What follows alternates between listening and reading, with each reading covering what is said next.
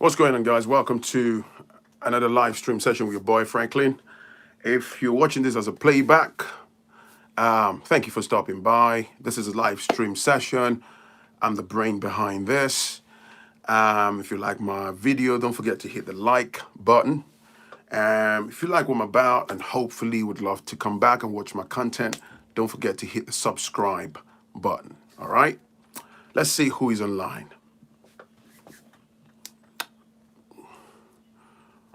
What's up, people? Hit the like button. Hit the like button. It's your boy Phrankleen. Thank you for stopping by. Welcome to Story Time. So if you're watching me for the first time, Story Time is basically a segment where people send me their stories to foodchannel1960 at gmail.com, and I then convert the story into a pre-recorded video or live stream like this. So, very quickly, because some people always say, oh, Phrankleen, I never get to get notified when you're on your live stream and stuff like that. Look, man, there's so much, a bit of a complexity in the back end of how YouTube works. That's out of my control, unfortunately, and it's the same for many creators. But what you can do is, you see that little bell button that's next to the subscribe button, right? Select that bell button, and there will be an option, select all. When you select all, that basically allows you to be notified when I'm on a live stream like this, or when I've uploaded a pre-recorded video. Does that make sense? So, you know, anything else outside of that, unfortunately, I don't control that. So anyways, this one is, what's up, House of Coffee, Alma Tea, everybody, I see you, man.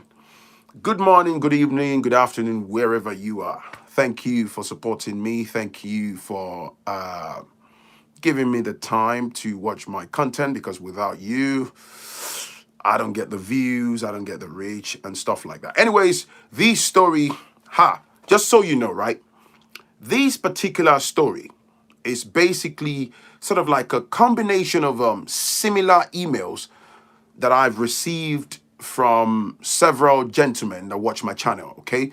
But today's title actually stemmed from the very recent, email that I got from a gentleman who sent me an email just yesterday. So, how do I level up as a man after blowing through 90,000 Great Britain pound sterling? Okay, but the reason I said this story is similar to kind of similar to other stories that I've received in the past is I've had men who are worried about where they are right now, and they are basically trying to level up, or some of them believe that they do not get enough respect from women, or particularly the women they are with, maybe because they're not doing well, or some of them are like they're not happy with where they are as men, and they genuinely want to do better. But life is crazy. Life is filled with ups and downs. They might just be struggling to stay afloat, or be able to find a way to better their lives, right? So rather than having numerous similar stories and stuff like that, so it was fantastic that this one came in, and I thought, okay, you know what, I'm going to use this title, use a bit of that story, and then try to compress everything since they're similar, and then we can hopefully learn from this. Right. So this brother banged me an email, and he was like, thanks, Gina. Hit the like button, family. Hit the like button. If you can see me, you can hear me. So this brother said, few years ago, as we speak, the brother that sent me the very recent email is a 43-year-old, right? So, but a few years ago, when he turned 25, he said basically untimely, death claimed his father's life. He moved from Africa to the UK when he was about 13 or so. So he said untimely, mom and dad lived here, as immigrants and stuff, and he's got there's four of them. He's got three other siblings. So unfortunately, dad passed away, right, due to underlying health issues and stuff. So, anyways, he was, I think he was about 15 when his dad passed away, right? And he moved here when he was 13. So, about just 15 going 16, dad died. And it was quite ghastly, really shocking and devastating. They were young, and then, mom had to pull through and all that stuff. It was quite challenging at first, particularly emotionally. But he then emphasized that shortly after dad's burial, they then found out that there were certain inheritances or something that dad had put in place, but he wasn't eligible in terms of access until he had turned 25. Pay attention to this. So, if you're watching me, you can hear me, brothers and sisters. Please smash the like button, okay? It helps to gain traction. I'm not trying to be desperate. I'm not trying to put undue pressure on you. But when you hear me say that all the time, it improves, the activity and recommendation that follows through on the video, because the algorithm believes that, oh, hang on, there's a reasonable amount of interest in this content. All right, you get that. So, anyways, to cut the long story short, fast forward to when this brother said it was quite emotionally draining, but their mother pulled through. They weren't exactly, bad money wise, because mom and dad, they had tried, they had built some things, and they said dad had some things in place. I always talk about this, so which is always nice to have investment, to have some things in place, so that can give, like, should you pass away or something, or in future, that gives like a soft landing, or it helps propel, hopefully the future of particularly your children and all that stuff. So now, when he turned 25, right? So apparently, for some of the things that the dad had put in place, which is the monetary benefits and all that stuff, and I think he said, excuse me, a particular property had been sold or something like that. So he got a total of about £90,000. His sister, this guy was the firstborn child. The secondborn, which is next to him, he got about 70 grand. And then the other two, also. But he turned 25 first. So, but basically, because of what their dad had put in place, the instruction in the will is when he turns 25, £90,000 be transferred to him. There were no measures in place to say, oh, maybe to kind of drip feed the money, or to make sure that he invested in X whatever. But I believe the belief was at 25 he would have been matured enough. Fair enough. So he got 90 grand, and he said at the time he had moved out. Not that they had a big house, but he had moved out. The whole idea of of course he would move out at some point, regardless of the mom living in a big house and all that. But he said he had moved out into a flat, sharing a house with a couple of friends and all that. Freedom, blah blah blah blah. So the long and short was 90 grand hit the account, and this brother, basically a young dude, hit the road with his friends, and he blew through that money, right?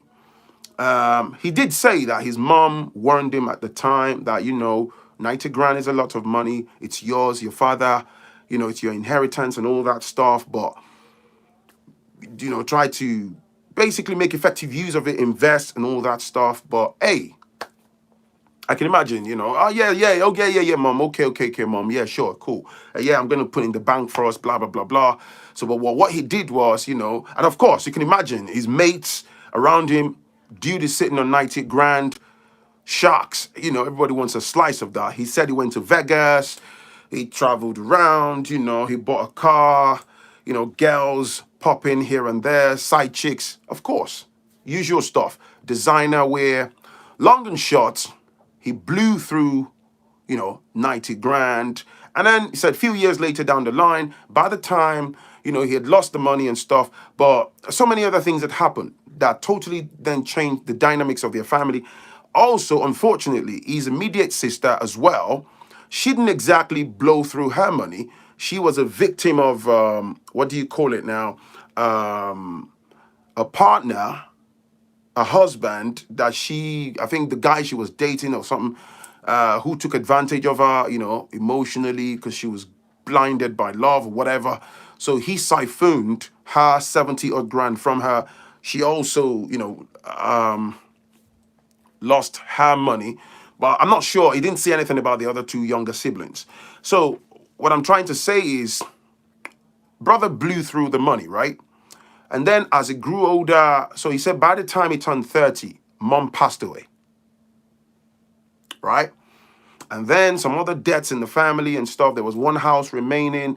They soon realized there were so many debts. The mom had some hidden financial issues and stuff. Eventually, they lost that house, which was meant to be a family house that they would have had and be able to sell as well. But eventually, they lost the house because there were some debts that their mom also, had in place and stuff. And they didn't have he said they had some lawyers and there was so much complexity around it that he didn't understand. And I can understand, this is the West. I'm not going to name just to protect the identity. The house is in a side of London, as he said like at the time of filming this, he said the value of that property, if you're going to sell it today, would be about 1.2 million pounds. That property that they lost right after their mom died. So the long and short is, reality kicked in, slapped the brother in the face, and he had lots of ups and downs. Mom's gone, and so he's 42 now, and yeah, he's with his partner. He has two kids. He's got these mental breakdown now, where he's just he watches my channel. He hates life, and he wants to bounce back. He's struggling emotionally.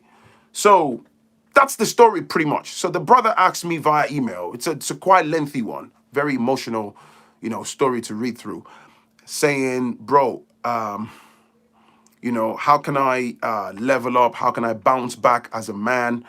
And he works in a grocery store here in the UK. I'm not going to name which one. He works in a grocery store, but he said the money's not all that great. He works as a deputy store manager and stuff.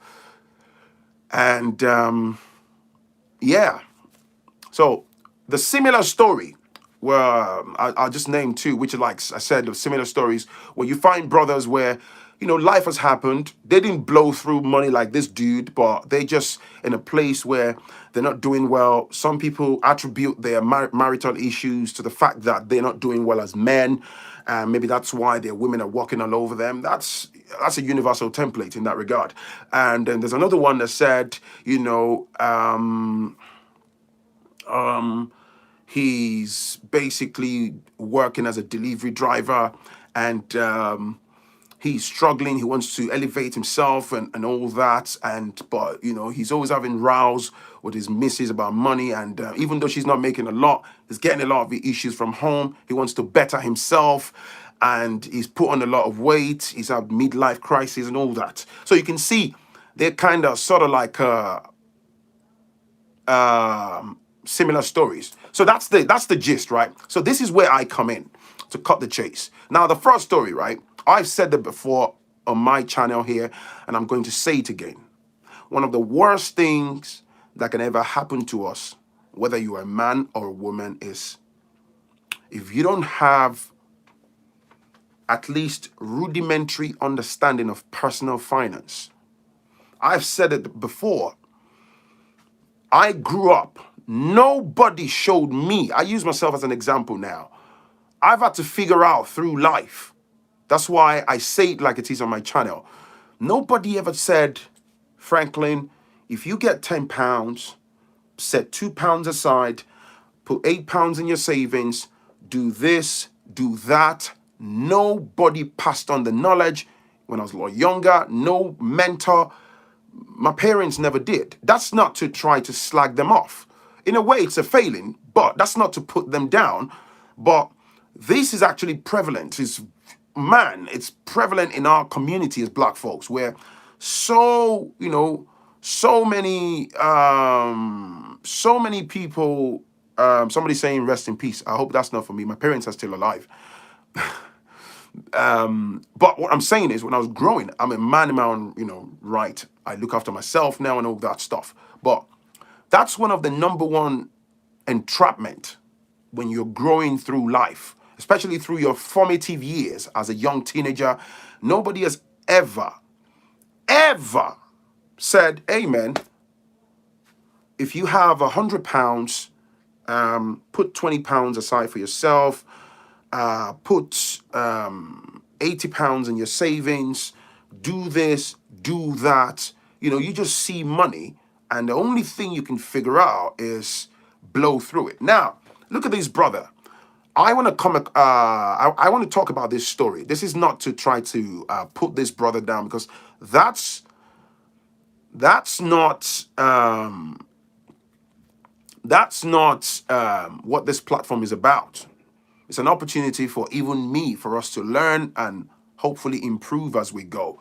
Now, £90,000 passed down from your father is it's a wonderful life transforming blessing that anyone can ever benefit from. You understand me? Apart from getting life-related lesson and principles from your parents. But if you're blessed enough to have a parent that can, they've worked and, pass on something to you that you can benefit from, to help you, basically, give you that spring in your step as you leap into life, into adulthood, it's a fantastic blessing. But I think the father meant well. I mean, for him to be able to pass on, some kind of asset for the children to benefit from, I give him kudos. May his soul rest in peace. He was a man who had ideas and said, I want to help my children and stuff. But inheritance without financial knowledge is actually a trap. Inheritance, regardless of how huge, how small, how massive the inheritance is, without understanding of financial principle, it's just a waste of effort and waste of resources. In fact, it can turn around to be what I call an entrapment for the beneficiary. Okay? Because think about it. A 25-year-old that has absolutely no clue about finance, 90,000 Great Britain pound sterling. That's a huge amount of money. So the only thing that kicks into mind is, holy smokes, let's go, let's get it, let's hit the town, bro. 90 grand. I put my hand in there, I pull out 10 grand. Oh, I still got 80 to play with. I'm blazing through, man. I'm shopping. I'm wearing the Balenciagas, the Ralphs, the Tommies, the Gucci's, the Pradas, and the Ferragamos, and all that stuff. Right? I'm blazing through. There's a false sense of myself now. I think I'm untouchable. I believe I'm on top of the world now. Until you crash land, eventually you blow through all that, and it makes you make bad decisions. You might even get into trouble. So long and short, like the story went, he blew through everything, and that's that. It's gone. This is why I keep banging on about it. Personal finance, my God, is an amazing. Imagine if that brother was already had his brain packed full of information about finances and all that. My goodness. Imagine what he would have been able to do with £90,000. As at today, he will be in a very, very strong position. Let me just say something. I see some people commenting, he should have done this, he should have done that, he should have done... Look, listen, I think you're missing the point. This is not about he should have, he could have. Fair enough. But let me tell you, if you don't if you don't have an understanding of how something works, this is not a case of, oh, he should have done this. This is what I'm saying. In fact, lack of financial knowledge, it's not age specific. You can give £90,000. You can give £90,000 as I speak to a 50-year-old that's clueless about money, and they will do the same thing. Do you see what I'm saying to you?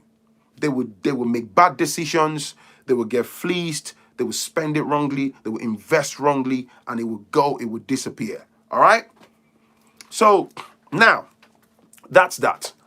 So the brother said, how to level up. And these ties into the other stories, he's in a bad place. So let's forget about, you've lost the money. There's nothing we can do. There is no point crying over spilled milk. It's gone. It's gone forever. So, but he's trying to level up now. He doesn't know what to do. And I think emotionally he's in a sunken place because of the thoughts of, man, I wish if I still had the 90,000, I could have done X, Y, Z. But there's nothing you can do about it.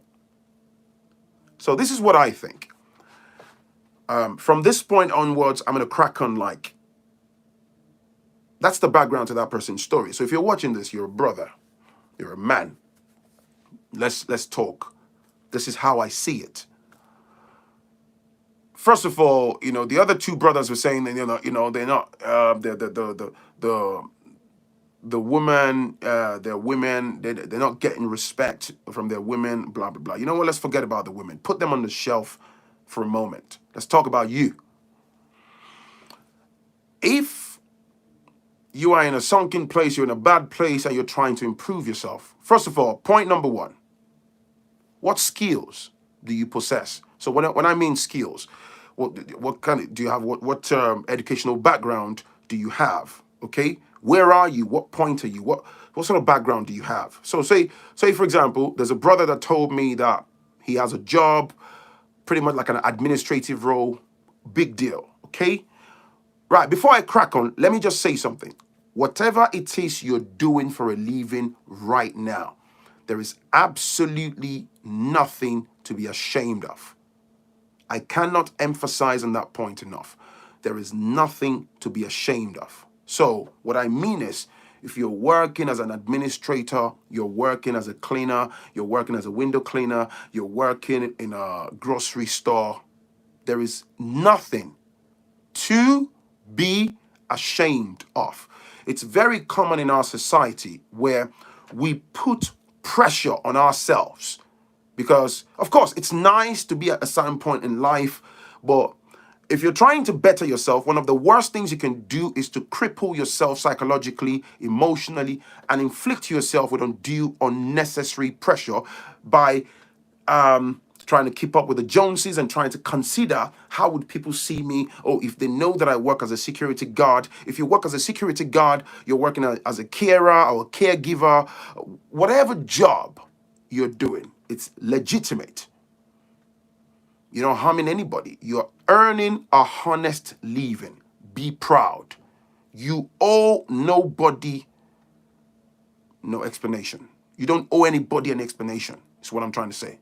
You don't owe anyone any explanation. So it's very important that the state of mind is absolutely right in that regard. Does that make sense? So now that we put that aside, now, if you're doing that, and this one of the brothers said to me that, oh man, like this guy that I talked about, the 90 grand, blowing through the 90 grand, he works in a grocery store. So I talked about, what skills do you have, right? So, okay, let's put the emotions on the shelf. What desires do you have? What interests you? For example, maybe you would like to set up an eBay shop, for example, and sell men's clothing or babies' clothing or children's clothing or women's clothing or bags, shoes and bags, or you'd like to go into programming. So if we come into the drawing board, what sort of background do you have? Right. Okay, maybe let's say, for example, you need £5,000 to start buying clothing or wares from China, or £3,000 or £2,500, or you need X number of money to get certain training and all that, right? You've got to then focus and see how can you improve yourself financially. So, because one of the brothers was telling me via email, Phrankleen, because of the nature of my job, I work 12 hours a day. I'm always very tired. Blah, blah, blah, blah, blah. Listen, man, I don't mean no disrespect, but that's not my cup of tea, all right? Thank you for the super chat. That's not my cup of tea, right? If you want it so bad, if you want it so bad, you're going to have to make room. If you have to learn part-time. So say, for example, you want to learn programming, right? You want to go into programming, right? How do you, or let me not make things complex. You want to go into a different career path, right? And maybe you need to write some professional exams. You need to improve yourself. You need money. You haven't got the money. You're broke and all that stuff. You need a plan. You want to start an eBay shop. Your current job, the bills drain about 80, 90% of that. You're broke. You haven't got extra left, right? And then that's driving you nuts. That's even getting you further depressed. So again, before I carry on, the point number 2 that I'm going to hammer on is, if you are the type, and again, this is very common, I see it a lot in our community. If you live your life to keep up with the Joneses, you're worried about how you want people to see you, what would people say, then you're not ready. So what do I mean? If you have to go get a part-time job in any other type of job to get money flowing in, then go get it. I hear some of our people, let's call it spade a spade. I've seen brothers. The truth is they are broke. Like, they are broke. I see people talking. Please, let me get through what I'm saying. I'll come back to you later, okay? It's causing distraction. Let me just say what I need to say. I'll come back to you, I promise. Keeping up with the Joneses is another fundamental reason why people can't make progress and people can't improve their life. There is a saying in like the black community, for example, amongst Nigerians, you get that a lot. Like, for example, men, I can't do that. I'm a big boy. I'm a big boy, man. I can't be seen selling pepper, selling okra, selling yam. Do you know how much those people take home daily? I can't be seen selling bananas and apples. Oh, I can't be seen driving a taxi. Fair enough. It's okay to aspire to do better, but you're in a bad place. You're trying to build up. A couple of the brothers, you haven't got much of, skills or skill set that you can monetize or tap into to improve yourself. There's got to be a way out. Like, I remember asking one of them via email, you live in the UK, you're a British citizen, right? I asked him, do you have a driver's license? In fact, I asked 2 of them. They came back and said, yeah, they got full UK driver's license. So if you have driver's license, have you thought of being self-employed, and maybe whilst you're doing that, doing weekends, driving taxi, Uber, Bolt, all of those things to raise cash, right? But if you come back to me, you haven't got much skills, right? You're broke, because we can't sit on the PT potty and be crying. So if you come back to me and say, oh, I can't drive a taxi. Okay, I'm not saying you have to. It's just me talking hypothetically here and a suggestion. So if you're saying you can't drive a taxi, you have a driver's license that you can monetize. You're working in a store, you're not happy. You're worried about what some woman is saying to you. You're at the bottom of the spectrum. You're broke. So what is it that you want to do then? To improve yourself. There's a guy that said he works for an insurance company. He works really hard. His commissions, they cut it down in such a way that his earnings are capped. I know businesses are selfish. However passionate you are, you drive so hard, you work. That's the way it's designed. The business owners make bulk of money out of you. If they allow you to make too much, then it defeats, their purpose as a business. Does that make sense? So we can't sit here. I mean, but if you're living your life, I'm going somewhere with this. You're worried about what people are going to say, how people see you. I've seen so much dudes. Sometimes I'm hanging out in a restaurant or social gathering, let me say. You hear guys like, oh, I can't do that. You know, "Oh, I'm a big boy." In fact, the fact that you have to say, give yourself that public labeling and emphasize on the fact that you're a big boy just means you're not a big boy. Because big boys don't have to carry a megaphone to announce that, hey, look at me, I'm a big boy. Because you're not. You're broke.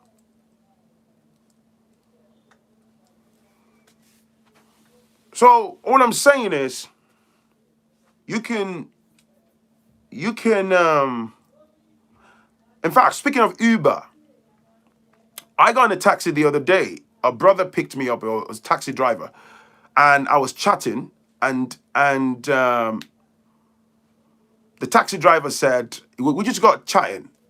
He's from Ghana. He's a Ghanaian brother.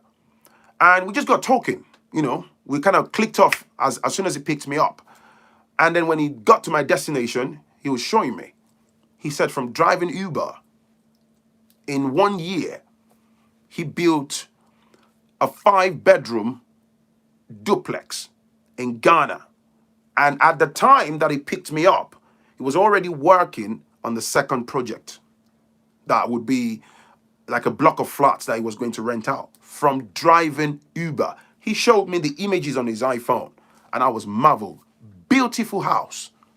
Because he has an exit plan to get out of the UK, move back to Ghana, and go into farming, fish farming, and all that stuff. And we clicked off. After he packed, we had like a roughly 10 to 15 minutes conversation. And he said, my brother, I work part-time during the week as a security guy for like a private security firm. And I do my Uber, you know, he pretty much goes through central London, long journeys to like airports and all that stuff. He drives for another company called Bolt.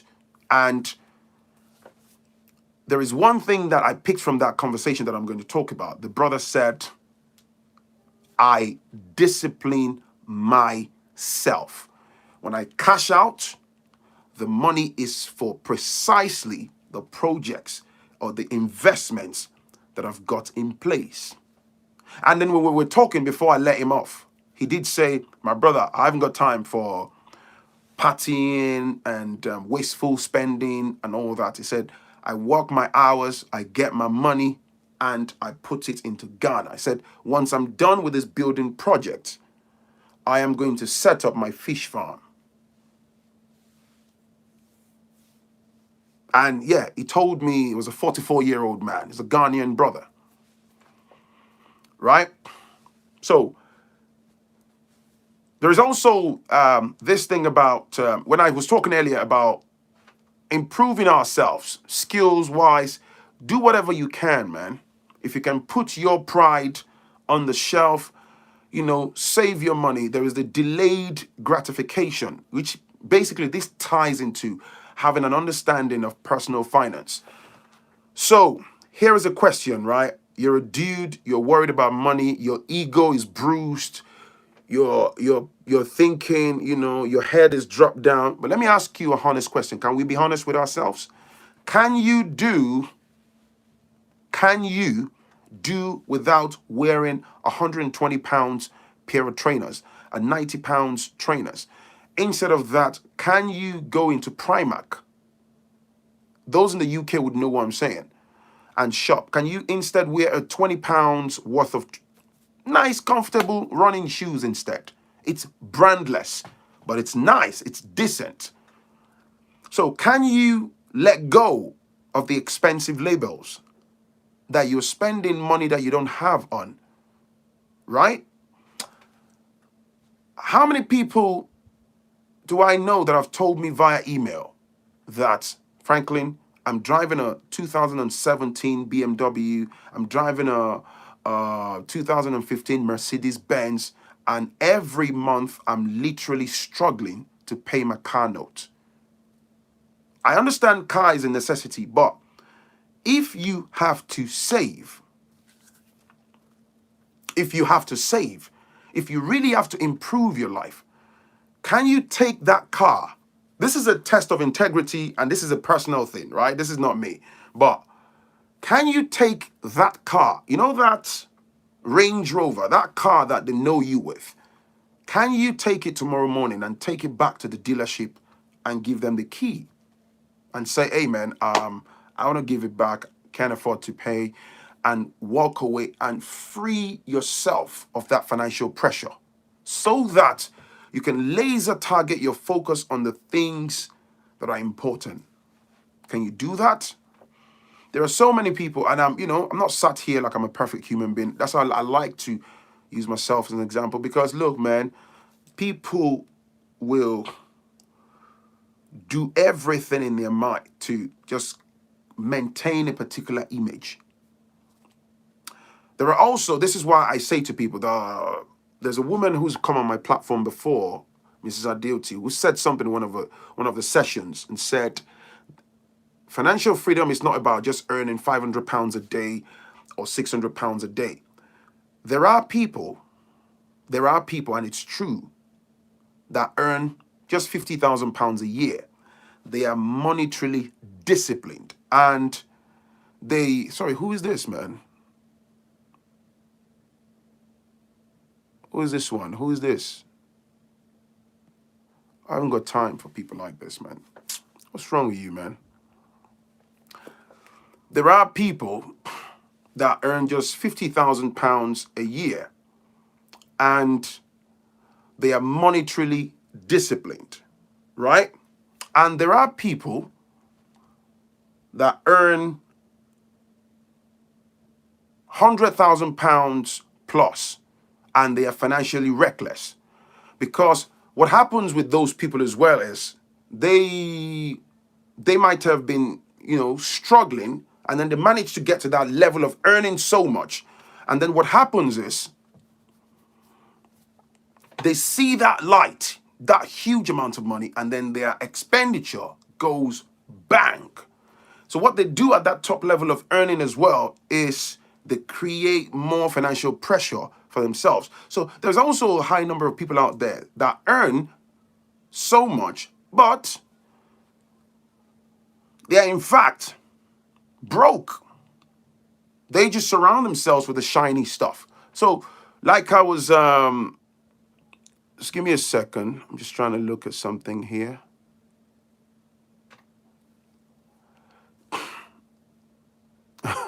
I know one person paying £800 a month on a 2018 Range Rover. Dude tried to borrow £500 from me. Told him to go kick rocks. You goddamn right, my brother.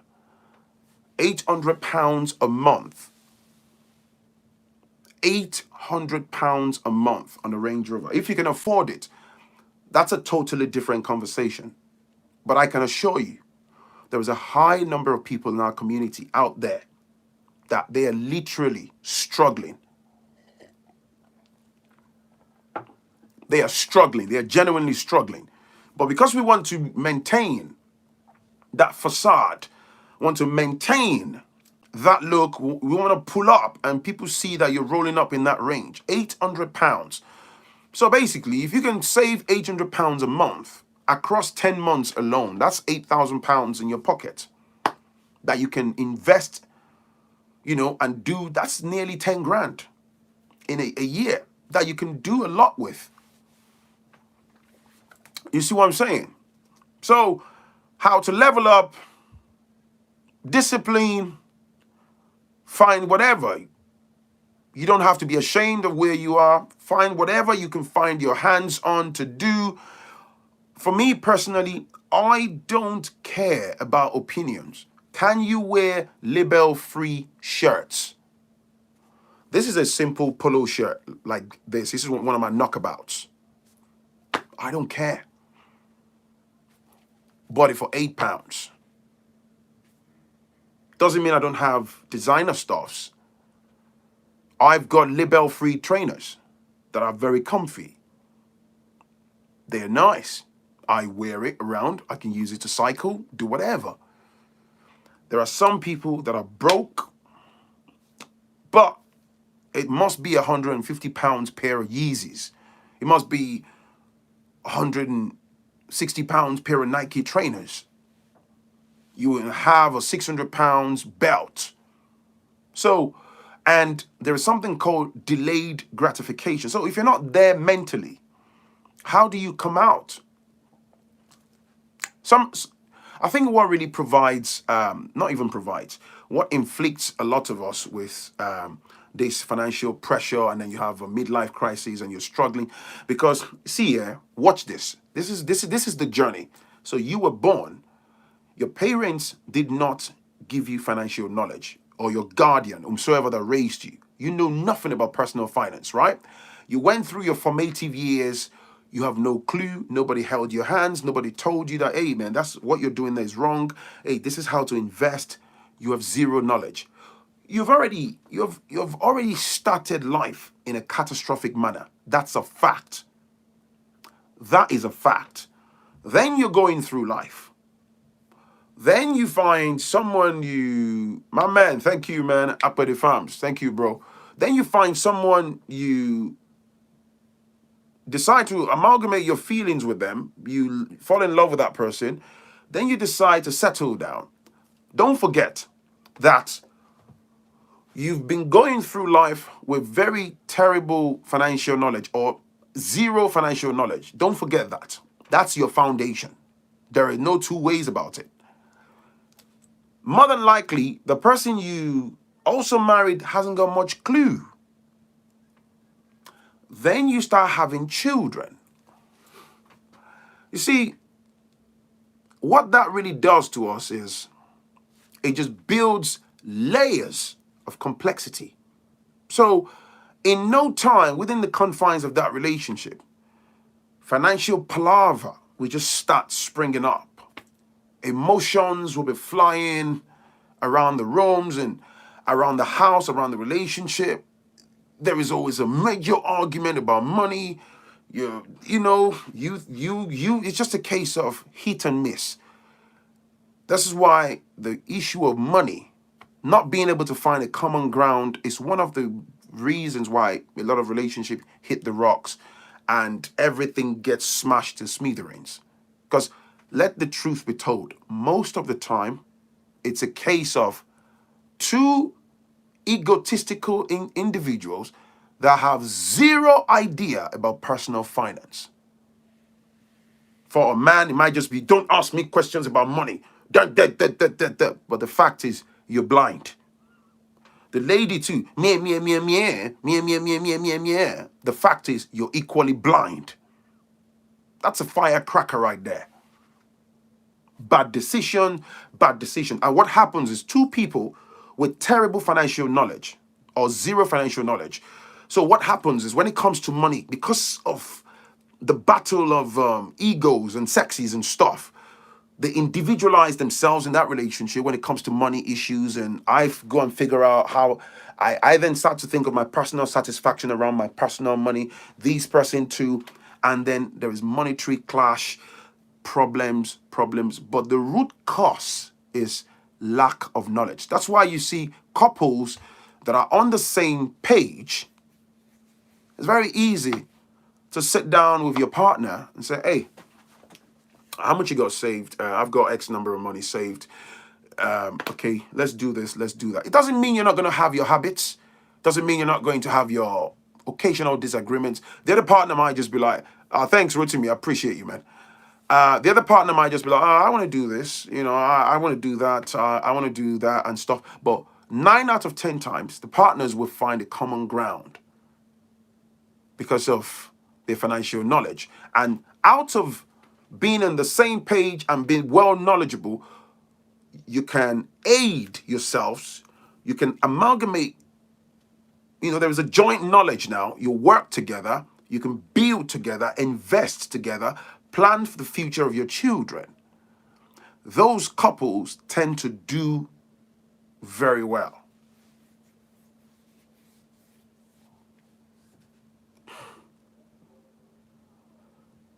Yeah, a lot of problems sit on lack of financial knowledge.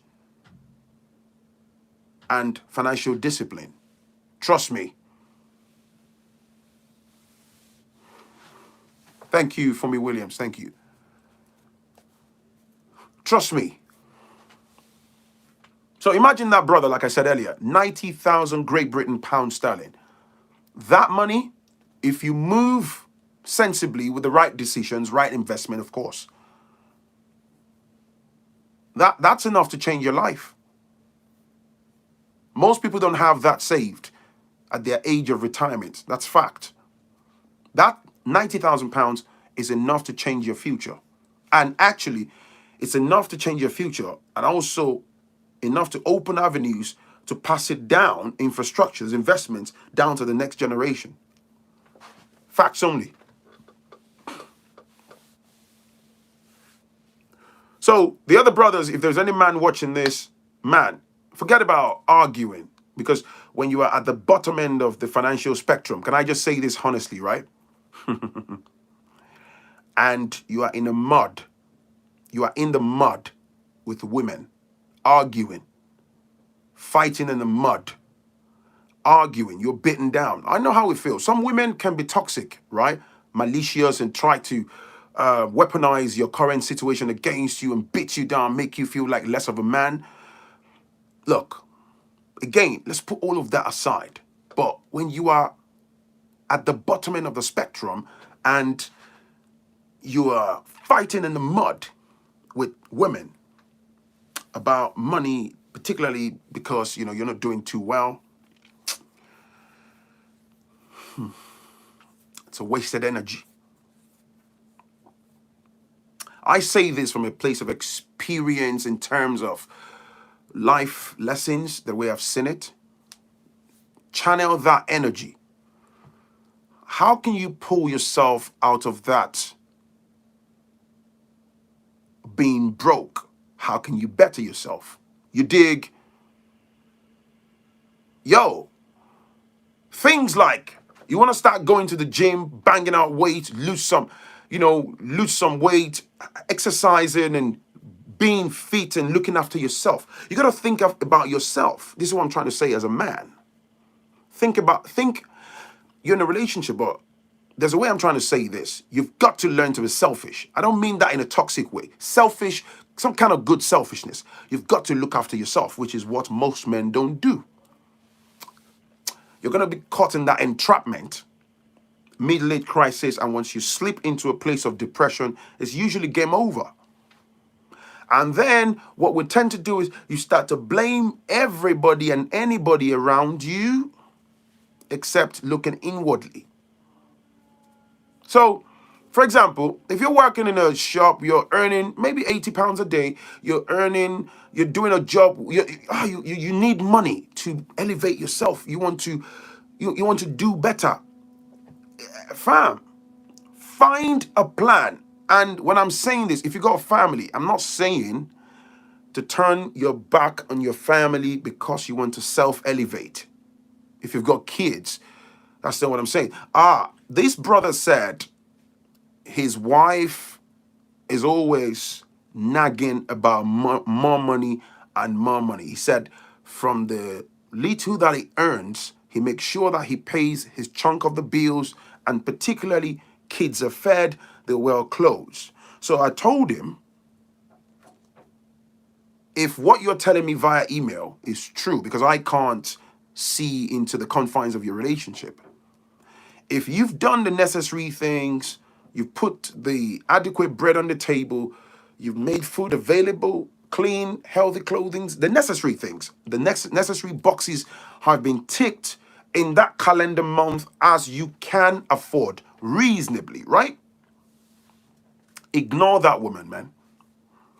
Channel your energy into things that are much more important. Find a way to elevate yourself. It's important. It's just crucial. And some might say, oh, this is not gender specific. Women as well. Whatever. But this is based on the story. Those brothers being worried about, they're broke and stuff. But let me tell you, can I say something? This is something that's funny about life. Some men, life happens. They are broke as I speak, and they are blessed with very reasonable partners that understand that, life happened, my husband is struggling, I'm going to stand by him, we're going to go through this together, it will be all right. There are men that are blessed with women like that. The flip side to that, that's not the case for everybody. That's fact. So the reason I'm trying to make that distinction is because so some people don't, just assume that I'm making a blanket statement about all women. No, there are some women. Yeah, they're good. Oh my, it'll be fine in Jesus' name. Oh yeah, everything will be all right. Don't worry, baby. They're looking at the calendar. They know that 3-4 months down the line, this man, you're not a bum. You're trying your best, but they don't care. They are wired to be selfish. That's just who they are. And the reality is, they happen to be your wife. They have kids for you. So you don't find yourself in a cycle of pointless arguments, arguing about bottle of ketchup, nonsensical arguments. The kids' shoes now need to be replaced, and you're thinking, yo, those shoes are still all right. I'm not going to get paid until the end of the month. She wants you to part with money right now so she can go buy them shoes. And you're like, yo, I haven't got the money. Wait till I get paid. I've heard that in my email where they just get caught up. Now, what that does to you as a man, it drains you emotionally. It kills you mentally, and you can't really function as you should. Because emotionally, when you're shattered, there's no way you can think straight. This is why I'm saying, man, remove yourself from those toxic arguments. Channel your energy. You don't like now, you want to learn any skill sets and all these things now. Go on this side, Udemy and all these places, right? You can find numerous ways to educate yourself and learn new skills. Believe me. Learn new skills and find a better way to improve yourself.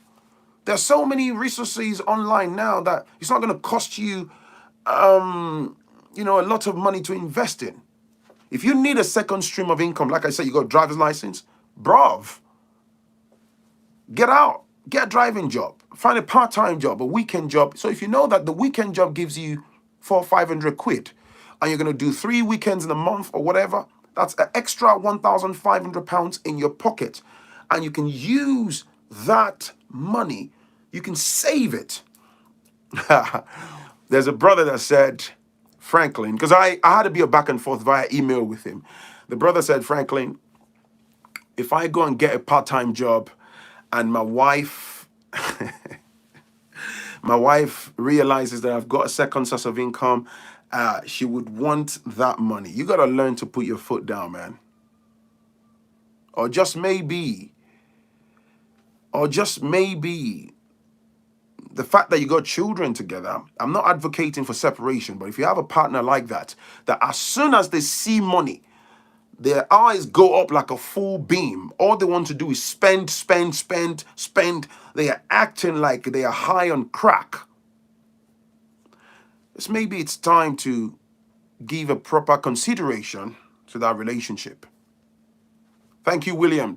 Thank you for the super chat. I'm just saying, maybe it's time to give it proper considerations, because I don't know why you got with that partner from start. Sometimes our reasons for getting with someone might have been fundamentally flawed. So, and as you grow, as you improve, you might then realize, and by the time you realize, you already have 2, 3, 4 children. You might have 2 children. You might already have a child together. That's facts. And that bit is not gender specific. So all I'm saying is, be armed with a plan. Don't keep up with the Joneses. Don't bother with opinions and how people will see you. In our community, I've seen people who live in the UK, they haven't even got papers. Someone who hasn't got papers, You're existing in the shadow of the system. You're already at the bottom end of the spectrum. You're struggling. You have an opportunity to work in a meat shop to make reasonable amount of money. I can't do that type of job. I,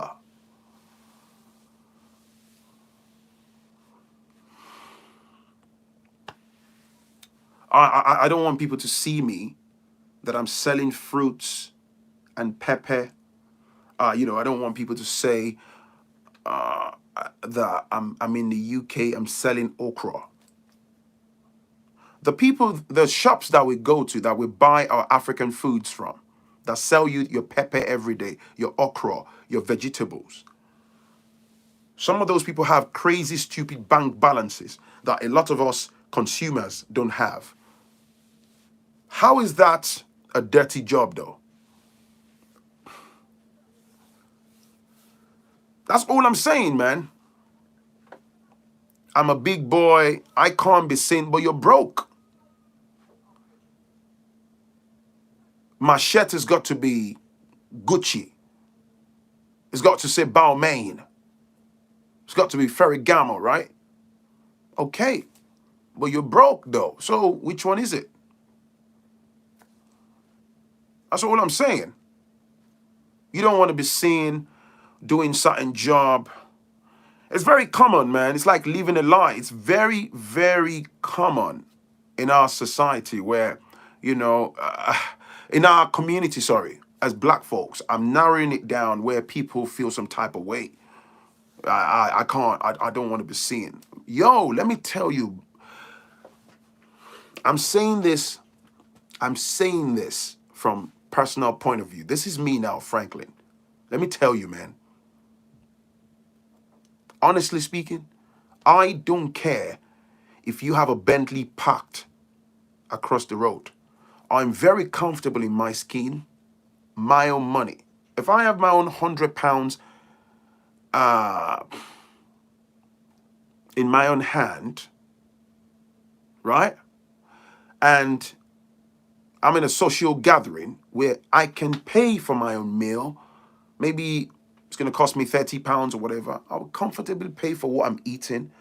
I go about my business. You dig? I don't care about your £500 or your £10,000. That's your money. That's none of my business. I don't keep up, appearances. I'm not trying to. The moment you stop trying to live your life to impress people, what would they say about me? I can't live in the UK without having a car. If you have people in your life that judge you because you're not driving, stop being friends with them. So you can have peace of mind. You don't need those type of friends.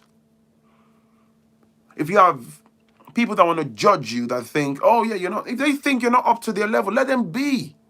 Have peace of mind. Have a plan. Let me tell you something. You know what's funny? You may not be able to drive Range Rover today. You have a plan. You're on your pathway. You're sticking to your financial goals and discipline. In less than 3 years, you might be buying the latest Range Rover with a healthy bank balance. It's life. Never use your life to please people is all I'm trying to say. So, brothers, if you're making money and there's a guy that said he has the opportunity to save money, but his wife is always mounting pressure, always using the children, buying unnecessary things. Oh, they all need their iPads now. Really? You're trying to save money so that you can invest in things that will elevate your life in the not so distant future. But your wife is making it mandatory for you that you must buy 3 iPads for the children, whilst she's not contributing a dime to the procurement of those iPads.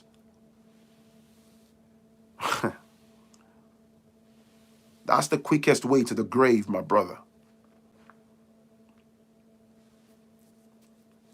I'm telling you, man. That's the quickest, that's express ticket to going 6 feet deep. That woman will kill you before your time. Facts only. That's not a good woman.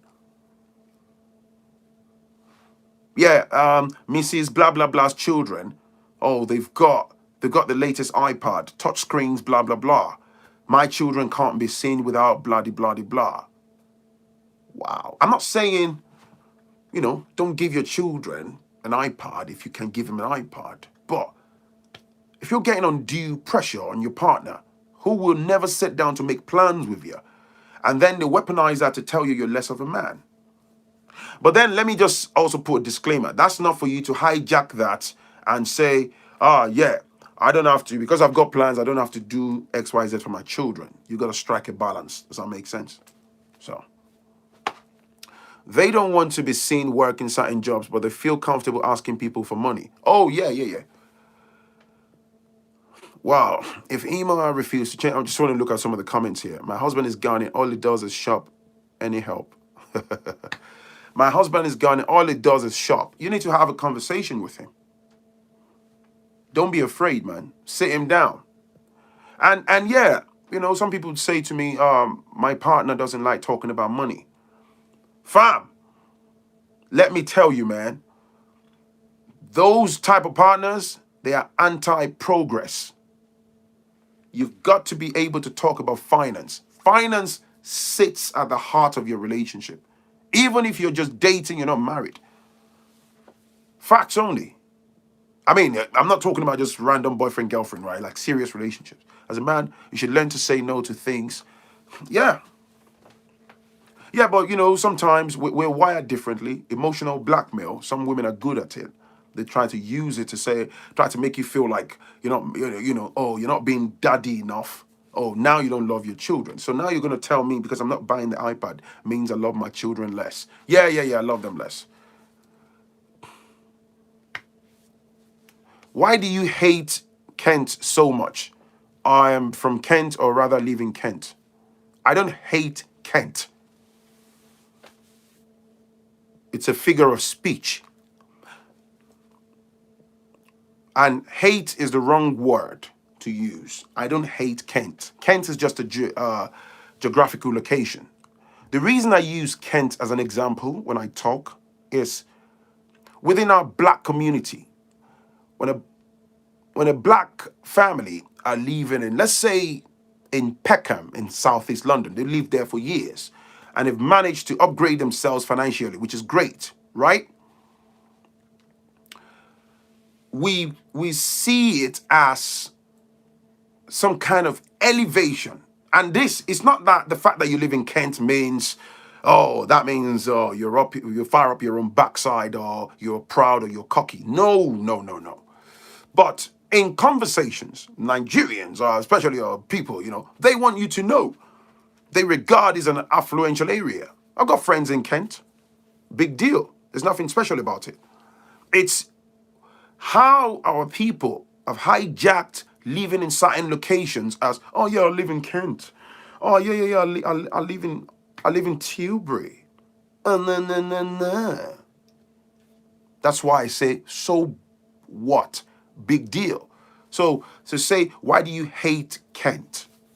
It's a very bad grammatical expression. Hate is a serious word. I don't hate Kent. There are many people who live in Peckham or Southeast London who are doing very well, a lot more than people that live in Kent. Yeah, some people see things, differently. They want you to know they live in Kent. They have to let you know as they're shaking their car keys. Oh, you still live in Southampton Road in Peckham. Oh, I see. Oh, you live in Deptford. They basically want you to feel bad. You know what I mean? So those are the type of people I'm saying. So now, it's nice that I'm talking about that. If you're living in Southeast London and then you're somebody you call a friend, an acquaintance on you're talking to them, and they want you to know that they are better than you. You need to cut people like that off, man. Just cut them off. Just cut them off, man. Sometimes I hear some of our people say, oh, I don't really like coming to Peckham. Peckham is very dangerous. I don't really come to Okugbe. Peckham is dangerous now. You live there for 12 years. So you moved to Kent about 2 years ago. Now you have a lot to say about Peckham. And never mind the fact that you grew up in Ebutemeta, Lagos before you managed to get your visa to go abroad. No, Peckham. So those are the people that I talk about. You get the gist, right? Oh, Peckham is absolutely dangerous. I just like to come there to buy my pepper, my frozen meats and fish. I see. Oh, you couldn't get them in. Oh, we don't have much African shop in Kent. You know, my children go to grammar school.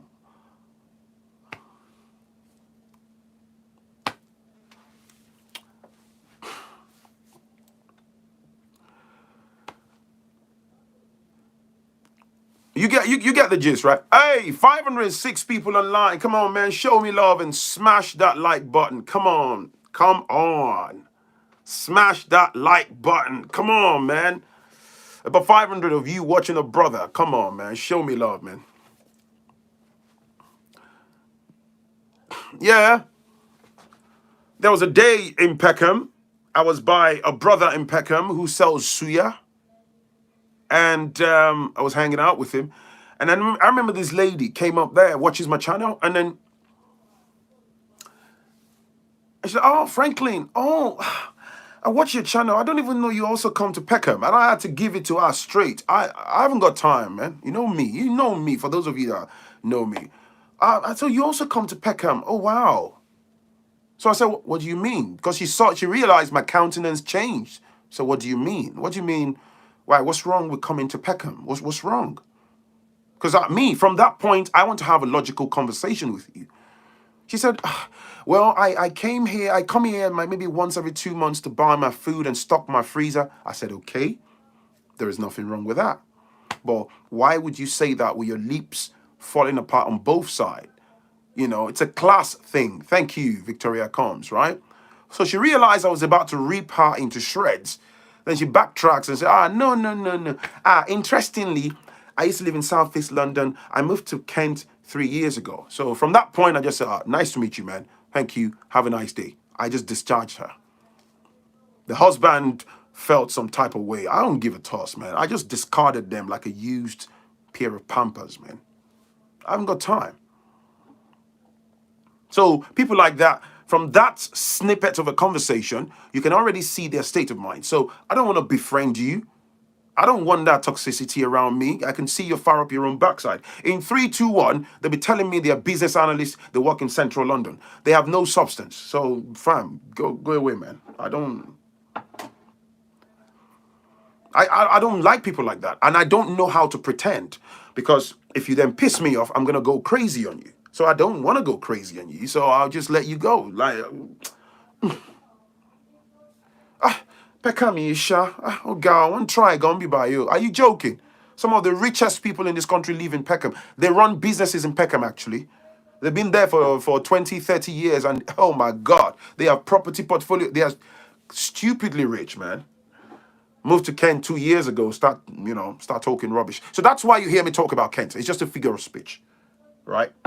And that's not to say everybody in Kent is bad. You get me, right? You can spot them from a mile off. Of course, nothing wrong in being proud of your achievement. Problem is when one uses this progress to put others down. Thank you. Thank you, my elite Googers. I like that username is a bit funny, but thank you. Nobody's saying it's bad to make it. Nobody's saying if you can make £200,000 a year, my brother, my sister, get money, be successful. But come on. Of course, thank you, Sunshine. Boris was living in Camberwell before going into Downing Street. You're right. Boris Johnson, the Prime Minister of the UK. Of course now. And Peckham is even going through gentrification now, man. They are gentrifying it just the way they gentrified Brixton. So yeah, the new block of flats, they are moving in, they're bloody expensive. Yeah, the GAFA, you're absolutely right. Peckham is going through gentrification as we speak. You dig? New coffee shops and Greek restaurants and all these things are sprouting up rapidly. Give it another 2, 3, 4 years, man. It'll transform completely.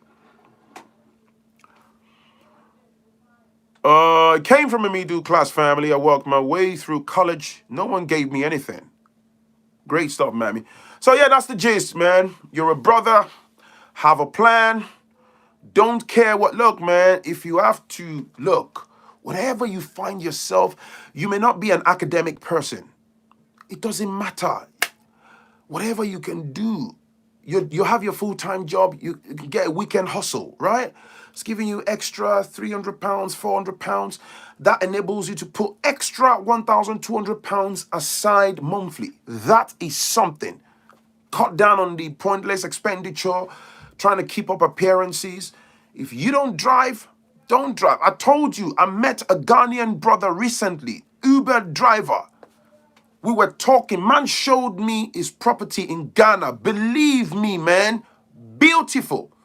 He said, I built it with this job within a year. He has started the second project. Because of the pandemic, he said that maybe he might go to Ghana this year or early next year or whatever. He's got some people building for him. Absolutely stunning.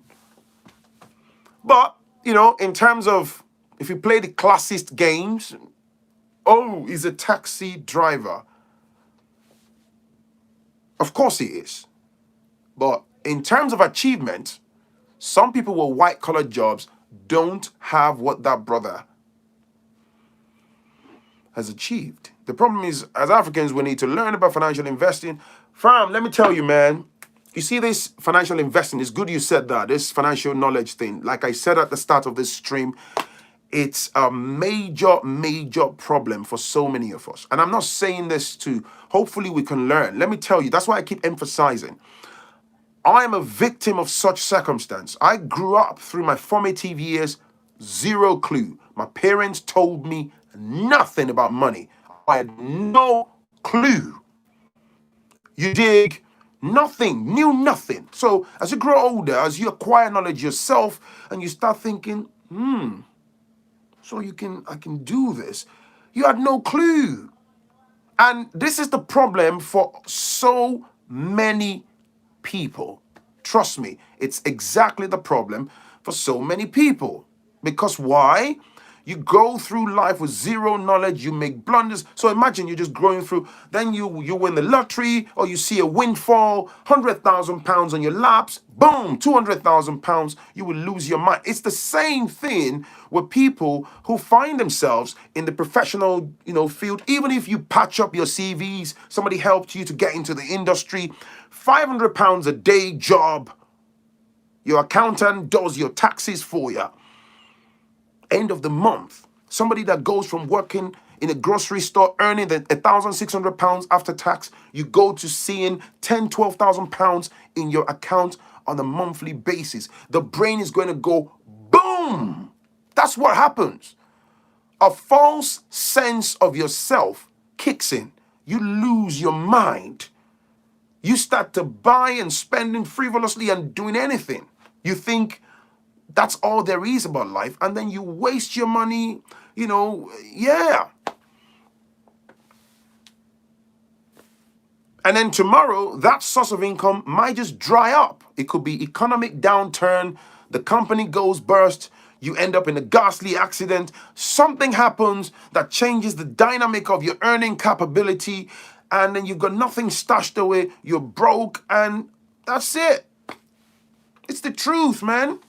For some people, by the time they see the light regarding finances, they're already like maybe in their late 40s. They're like, there was a gentleman that I bumped into in at the Strand in London, right?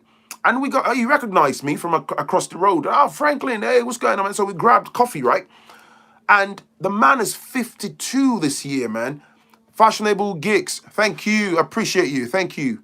The man is 52 this year, and he said, Phrankleen, I started getting a good grasp of money and self-discipline and all that stuff when I turned 47. Imagine, 5 years ago. Although he has managed, to to achieve a few things that he shared with me. But imagine what he could have done from, say, his 20s.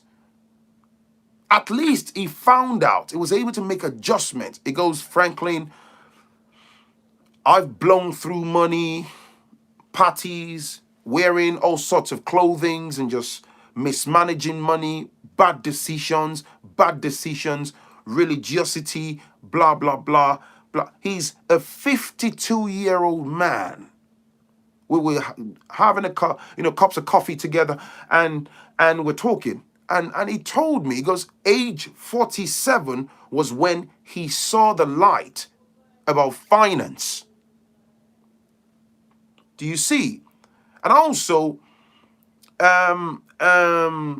some people will unfortunately go through the rest of their lives, become pensioners, and die without having a clue. That's why a lot of our African parents, they die with debt. They don't have wills. It's when they die you start uncovering, wait, dad's owing the bank X amount of money. Whoa, mom, and then you go into their bank accounts, they're overdrawn, they're broke, they got credit card bills, they got loans, they've left nothing. They put the pressure on you, the children, to pay for burial. Some of them, even if they die in the West, they say to you, I don't want to be buried in the West.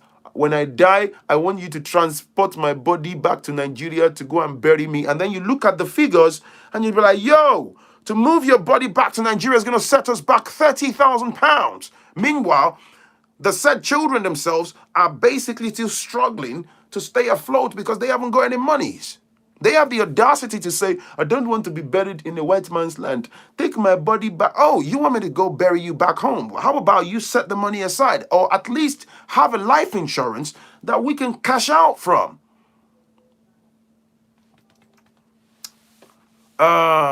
Hit the like button. I appreciate your content wrapped in the corridors of entertainment, man. Thank you, Black Standard, my brother. Salute you, man.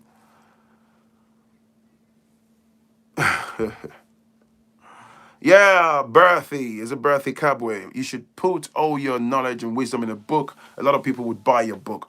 Thank you, my sister. Man, I'm in the process of procuring the tools for my podcasts, okay? For those of you that have donated for my podcast, I appreciate you. I'm working to buy the equipment. My podcast is going to start very soon. I cannot wait, so that you can listen to me on your mobile devices. You're still going to be watching me on YouTube, but the podcast, no filter. You can be on your lunch break, you can be on the train, on the bus, you can be in your car commuting, and you can, but you're going to support me though. I need your support. The podcast will be amazing. No limitations. We'll talk about everything. Get your friends and family to come on board, man. Let's talk about it. Let's talk about it.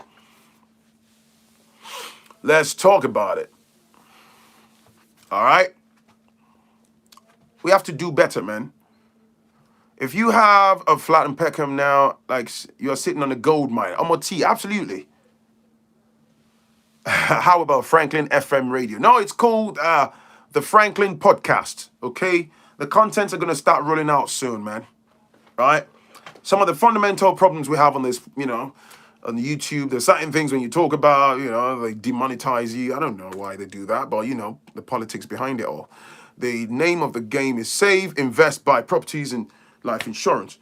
Some of our parents in the African community, if you turn to them right now and say, Dad, and they say, Dad, do you have a life insurance? Why are you asking me for life insurance? Well, you want me dead. So, Dad, I don't want you dead. Why would I want you dead? Well, the Bible says a child, it provides soft landing and cushioning for the family. It doesn't put financial burden on your children and wife. And likewise, Mom, do you have a life insurance? They in fact, some of these parents, they think, and it's usually the financially reckless ones, they think you should adopt the financial burden when they are dead. you should make a show of their burial.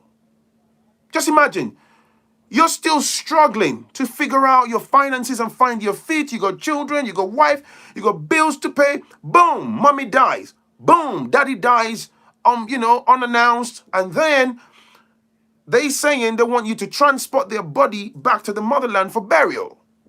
And then you're realizing, you and your sibling, oh, hang on, this is going to set us back about £30,000. That's just moving the body. And then back home, they have the nerve to say they need millions of naira for burial ceremony. Madness. Do you get what I'm saying? If you had a life insurance and I notify the insurance company that, hey, my pops is passed on, and then they say, I'm talking hypothetically, oh, your father's eligible for, you guys are eligible for, based on the package, for a payout of X thousands of pounds, and part of the package is to pay for the burial. Oh, all right, okay. Let's say, there's a payout of about £60,000. Oh, we can take 25, 30K to move you. Oh, you want me to bury you in Lagos? Okay, that's fine. Take the money, pay the necessary organizations or bodies and cargo the body to Lagos, and use the £30,000 that's left for burial. That's your money. That from the insurance payout. I'm just citing a random example here.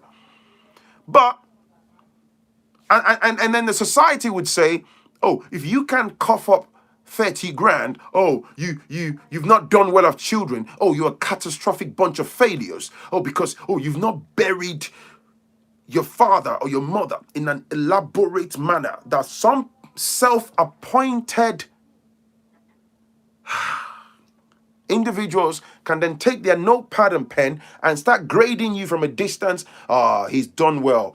He did an elaborate burial for his father. Oh, fantastic. Oh, what a good child. Oh, what a good daughter. Who? The nerve. Thank you, man. Thank you for the super chat. These are the financial pressure traps that they put people in. Believe me, man. Some guy told me that his father died in Nigeria, and because he is the firstborn child, some elders within their family who've got their front teeth missing said he needs to bring 10 million naira for the burial, and each of the elders would need 1 million naira as a sort of money to cater for themselves because of the arrangement of the burial. So basically, there are 5 elders. They asked them to bring 10 million, and then there's additional 5 million, and that's 15 million naira. What? To bury your father? No, that's what they are demanding. And he needs to transfer 15 million naira to them before the end of the month. And also they billed his younger brother here, who is a medical doctor. They billed that one 8 million naira. And then their sister, who is still in university, she needs to bring 3 million naira. I said, as much as I hate to say, I said they probably killed your dad so that they can monetize his dead body.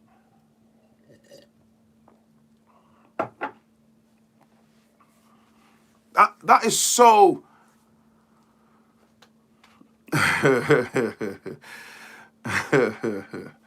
Yeah. These are just, random examples, man. You get all this because you're the firstborn. Oh, yeah, because you are the firstborn. Because you are the firstborn. Because you are the firstborn. Because you are the firstborn. Some people, some self-appointed individuals will just whack you with financial responsibility. And with, it's usually covered in toxic emotional blackmail. If you don't meet their requirements, they will tear you down and keep attacking you. Oh my God. I asked the brother, I said, what did you do? The brother said, he said he changed his number, man, and he didn't pick anybody's call. He had a meeting with his siblings. They went home. They went to the mortuary. They took their dad's dead body. They handpicked a few friends and a few people. They went to bury the body quietly. He had no reception. They didn't buy any clothing. They buried the body with 22 people present at the cemetery. He said the third day they jumped on the plane, British Airways, they flew back to the UK. By the time the families found out, he said they were raining curses. They said they were going to invoke some gods to resuscitate their father's body, and the spirit will be man, if you don't keep your God's bow only. They were so pained and vexed. He only had 22 people, my kind of person, man. Yeah, buried the body, jump on the plane, back to the UK. Are you joking? Daddy's resting in peace. And he said to me, Phrankleen, this is 3 years after. They're going to rain curses. They're going to ask some gods to visit them in the UK. The gods are going to get them deported. Why no? Yapata the gods here. Are you crazy? Thieves. And this is how they immerse people into financial burden, and, just because they want to line their own pockets. I should bring, let me tell you, man, I wish a family member, in fact, the way I am, I'm like the black sheep in my own family. I fear no man. Me, I'm the firstborn of my parents. They're still alive.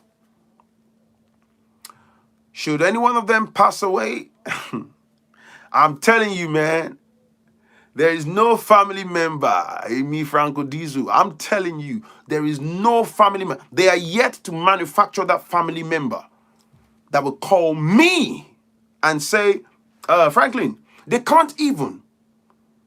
That will say, Phrankleen, so we had a meeting and then they haven't even, they've not manufactured their balls yet. Me. Look, you me see now. My goodness.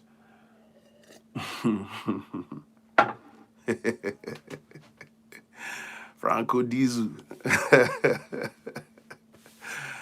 Long pay meeting I've been on it. Oh my God. I like this. I learned AutoCAD, Photoshop, 3D Max, and my Excel spreadsheet from Udemy. David Oshilaja. Nice one, my brother. I love that, man. I love that. Yeah, Udemy, you can learn so much. Somebody said you go throw a grenade, Abby. No, because, bro, man, you see, the way I'm wired, this is all I'm trying to say. I'm not wired. I am not wired for foolishness. I've got zero tolerance for foolishness. The moment my brain goes off, that you're dishing me, you're disseminating utter nonsense. Fam, I don't do diplomacy, man. I give it to you straight, bang. Exactly the way my brain's told me. Yo, this is wrong. Nope. I don't acquiesce, man. I'm not backing down. No way. Someone hide behind the fact that we're self-appointed elders. You start levying me. Who are you? At what point did I have a meeting that you're going to tell me that, oh, I need to give you 15 million naira? Imagine, you even want to monetize the demise of my father or my mother. You're telling me to give you additional 1 million naira for your stress. Sorry, who asked you to adopt any stress? Who gave you responsibilities other than the fact that you're trying to take advantage? Bro, don't even bother showing up to the burial ground, because I can have security men in there. They will rip you to shreds. I don't play like that, man. I'm just sick and tired of being sick and tired of this too much toxicity that they've used to destroy so many people. Imagine people saying if you don't give them money, they're gonna curse you. In fact, I've had a lady that said they threatened her that if she doesn't send X amount of money, they would make sure that before the end of the year, they send some local gods spiritually to kill off her children here in the UK. Imagine somebody saying that to you.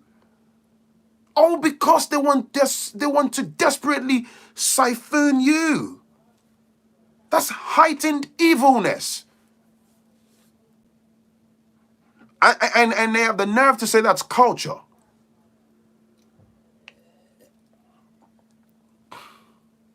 The lady sent me an email. This has been a while back. She was like, "Oh, Phrankleen, I'm terrified. I can't sleep." I said, "Nah, it's just emotional blackmail, man. If somebody threatens my children like that and say, if I don't donate some money that they've made up, oh, some spirit is going to visit my children." Fam, I will visit you, man. Oh, you wouldn't see that visit coming. I would pay you a visit. It would be like tsunami. In fact, tsunami would look like it would feel like a training ground.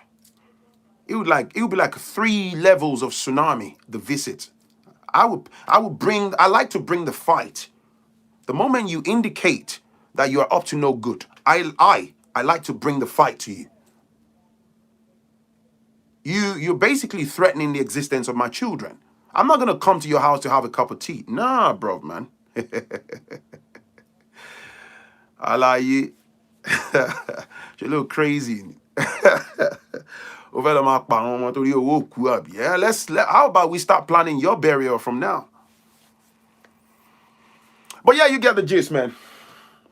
Bro, level up, save money, improve your life, man. So that's me done. Thank you for the super chat. I'm off to do some cooking right now. Why can't they ask those same spirits for money? Phrankleen, I had an uncle buried that way your friends did, and 1 week later, elders exhumed the corpse. What would you do? Yeah, it's because they know where you buried the body. That's why they just. Some elders would tell you to forgive and forget your mother stealing your money and plotting your death.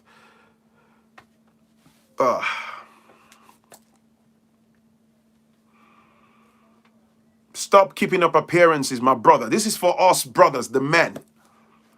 Me, I'm sharing the way I live my life. Okay, one of the greatest weapons you can ever have is your mindset. You can ever possess your mindset. Through that, we can achieve so much.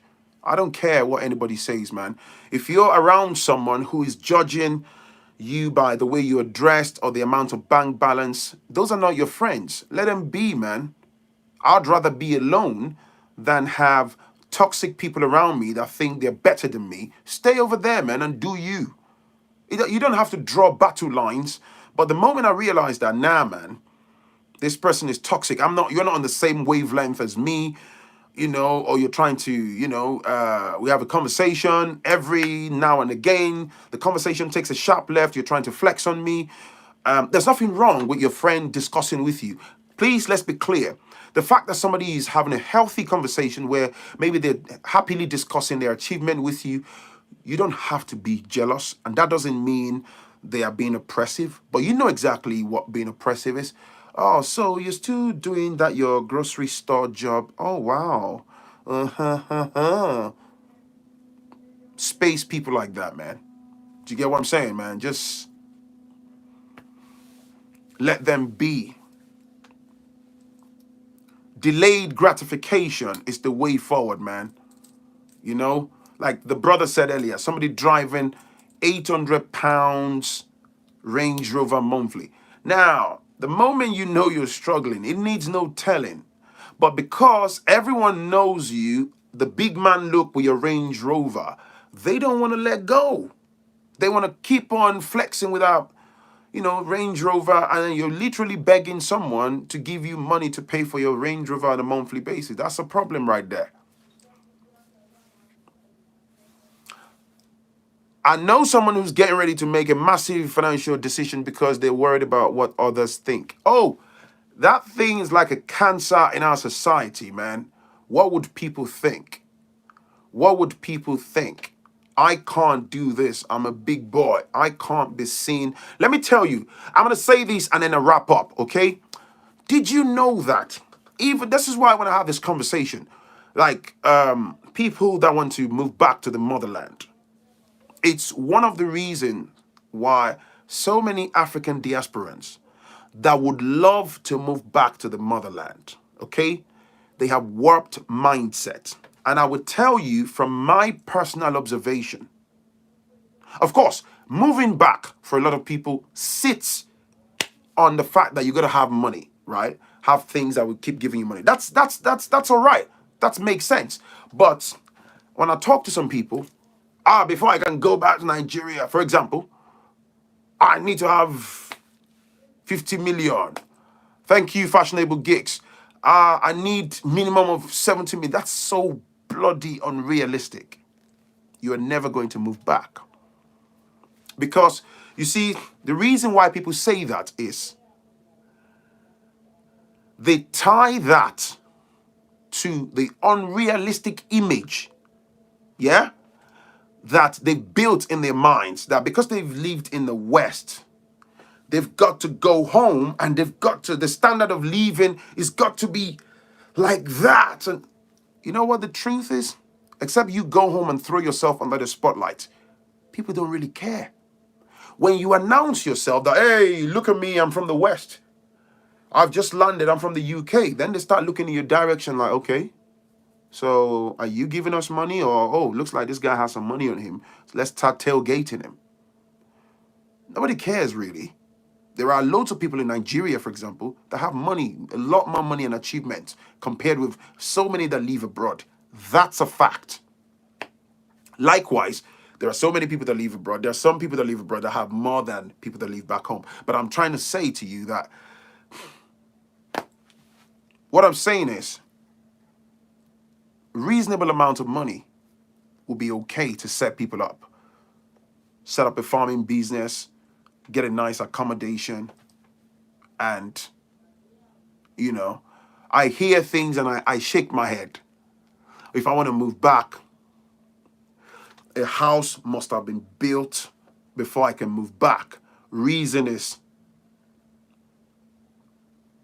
I cannot live in the I cannot live in the UK for as long as I've done, and people can't see me living in a rented apartment, and then I start to build a home whilst on the soil of Nigeria. Just look at that made up nonsense. So people create these undue pressure on themselves. They put it on their shoulders. Everybody wants to move to Nigeria. They want to go and live in Lekki. Let me tell you, man, it's nice. Lagos is bubbling. It's got its pros and cons. There are also many parts of Nigeria that are so... It's the same way we live in UK. Everybody likes London until you start to consider the amount of money it costs to keep a roof over your head. That's why we have a lot of people move to the edge of London or outside London.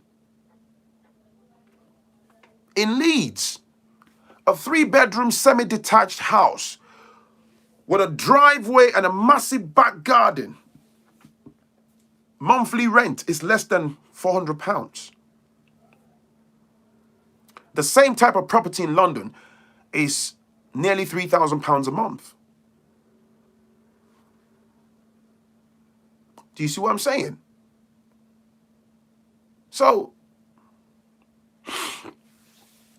you want to go live a fake life? A lot of these, they have to see me. I've come from the UK. This is what I'm saying. Fantasy.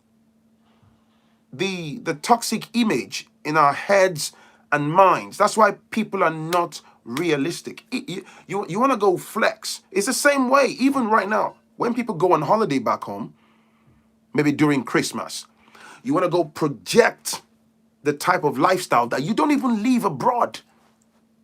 We travel back home. We put the flight ticket on a credit card. You yeah. You borrow money to travel back home. So there's a false impression. I call it fraudulent misrepresentation. So the people back home, they perceive you as affluential. But what the image you're projecting is actually concealed brokenness. You're broke, but you conceal it.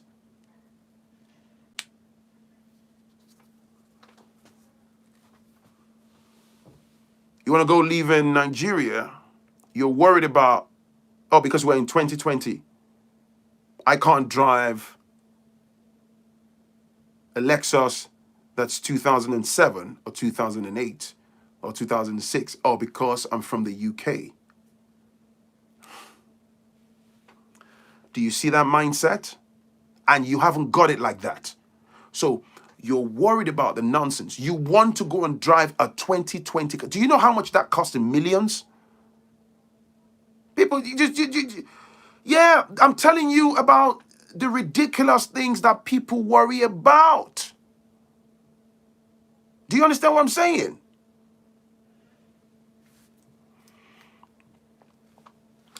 A guy was saying to me, oh, if I'm going to move back, I've got, a minimum, I've got to have a 2018 car. Why? You're basically going to build, have businesses, have things. Why? Why do you need to have a 2018 car? Why is that a must-have? Do you see what I'm saying to you? So you want to create a certain image. That's why, look, that's what I tell you, man. A lot of people lie about their failure in Africa. They lie. They conceal the truth, especially those that run back to the West. I know what I'm saying. There are many people that have emptied their bank accounts in the West.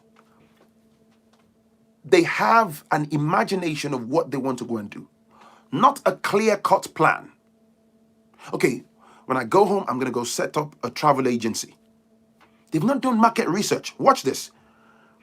They've not thought about the location they're going to set up in, the target market, and all the necessary things. I'm going to set up a travel agency. There is money in travel agency. There is money in travel agency. I'm going to set up a travel agency. They've not done the groundwork. Don't forget. They announced to everybody that they are moving back to Nigeria. They moved to an expensive area. The rent is about 2 million naira a year, right? As an example, I know the pandemic is affected, but what I'm just saying is, I'm talking randomly. And then when they land in the midst of sharks, because family members, the people on ground, locally back home, their brains are like this. Because you've projected yourself as you've come with a bag load of money. You've managed to create a distraction for yourself. You start attending to unnecessary things. You want to pay everybody's children's school fees. You want to give that guy money to go and start his own business. Don't forget, you emptied your bank balance in the West to go home, to go and start a new phase of your life. You want to flex, you're keeping up the fake appearance because you've just come from the States or from the UK. You're throwing money. Don't forget, the bag load of money that you've got, you are not investing. You're not running anything yet. You're living off that money. So that funds is depleting on a daily basis. You're going out to restaurants. Oh, no, it's okay, man. How much the bill? 150,000 naira. No, it's fine. Hey, man. Yeah. I'll pay for that. How much is that? 80,000 naira. Yeah, sure. Cool. That's nothing, man. Hey, bro, I'm struggling, man. My children, how much their school fees? 200,000 naira. So give me your bank account. I'll transfer it to you. Don't forget, you're not putting energy and effort into the reason why you went home. The long and short, you deplete your funds, you're broke. Then they take their passport, they dust their passport, you jump on the plane, you fly back. And you start saying, oh, Nigeria's so bad. Oh, Nigeria's so... I went to Nigeria with 60,000 pounds. I went to Nigeria with $30,000. I went to Nigeria with... oh, they took all my money. Oh, the people out there.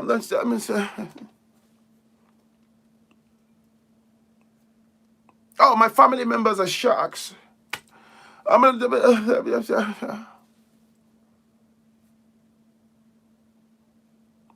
But you are behind your own failing. You're behind your own failing. This is why I keep saying it. I know exactly what I'm saying. A lot of people have failed that way.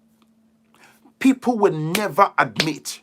I met a brother, on the high street, and he was giving me all the stories about how things didn't work for him in Nigeria. He tried to go into this business. I listened and listened for like 45 minutes. I listened and I asked him the money shot questions. He's talked about setting up, going into farming business. So I asked him critical questions, just so I can get an insight into what might have gone wrong. And then he started waffling. So what happened was when I landed in Abuja. Abuja was lit, bruv. Phrankleen, man, every night I was in town, all these girls, I was doing this, bro, Abuja is expensive, bro, man, I was eating life. I remember we left Abuja, went to Ghana for a month. Woo! Accra was fire. This. I was listening. So, basically, you landed in Nigeria, you started blowing through your funds, you went to Accra, you were having fun, you were smashing the ladies. So, are we then surprised that you went broke? So then, when the funds had gone halfway through, he was then scampering around and trying to I was trying to buy a farmland. I bought a farmland, but I didn't have enough funds left to buy the necessary equipment. I didn't do this, I didn't do that. He gave up, he got frustrated. And the reason some people do that, this is why I always talk about the danger of a plan B mindset. It's nice if you have the Western passport. It's nice. But if you are moving to Africa with a substandard mindset that if everything fails, I'm going to run back to the West. 9 out of 10 times, what tends to happen is before you've even started, before hitting the ground running, because remember what I said to you, everything is psychological. Everything is connected to our mindset. What we do externally is connected. Everything starts here. It's controlled from here. If I was thinking to give you a dirty slap, I must have thought about it in a millionth of a second before reacting physically. Bang! Everything's here. So, you make those decisions, you blew through your funds, then you come back here, and then you're broke. But they would never tell you the story like that, though. Trust me. Of course, there are the very few cases of people who have worked diligently. There might have been efforts might have been sabotaged by maybe corrupt government officials and stuff. We know that. I know those ones. But what I'm saying is if you compare those ones, type of cases, with the ones that will say to you, let me tell you, man, the long and short of what I'm saying is, if you tell me that you took 30,000 US dollars, 25,000 pounds. I hear things from black people like, how much is 25,000 pounds, man? That's why people fail. Those statements infuriate me. How much is 25,000 pounds? That's nothing. 25,000 pounds is nothing. You deserve every failure in the book. I'm sorry. Because do you see the mindset? Oh, that 25,000 is not enough for me to leave off. Like, who are you? We see you here in the West. We see you grinding though. We see you going through taking the racism on a daily basis to save the bit that you saved. On the motherland, you're saying that's nothing. People say that. Oh, I've sat in several numerous social gatherings. I see particularly black brothers, man, and it breaks my heart. They talk recklessly. And it's usually the broke ones with no visions, no clear plans. Some guy said to me not too long ago that 36,000 pounds is nothing to write home about. He can't move to Africa. That's not even enough for him to groove. And my jaw was literally on the floor like, huh? 36 racks.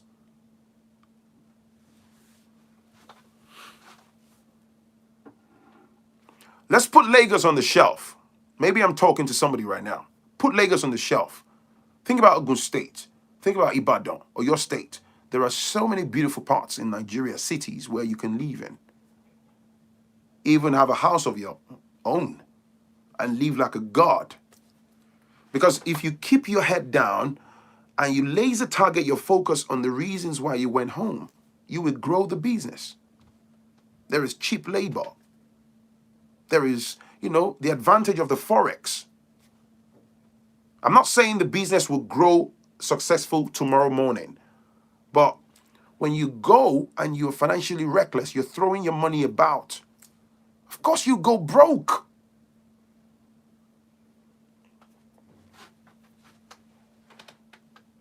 You want to go to Africa, you want to go drive a 2020 car. That's the mindset you've got. If you're blessed enough, you have 100,000 pounds in your savings, 150,000 pounds, 200,000 pounds, 500,000, whatever floats your boat. Great. But I'm talking realistically here from the point of view of the average person. So that's why these misconstrued, misplaced, misconstrued perception of life, misplaced priorities, toxic mindset.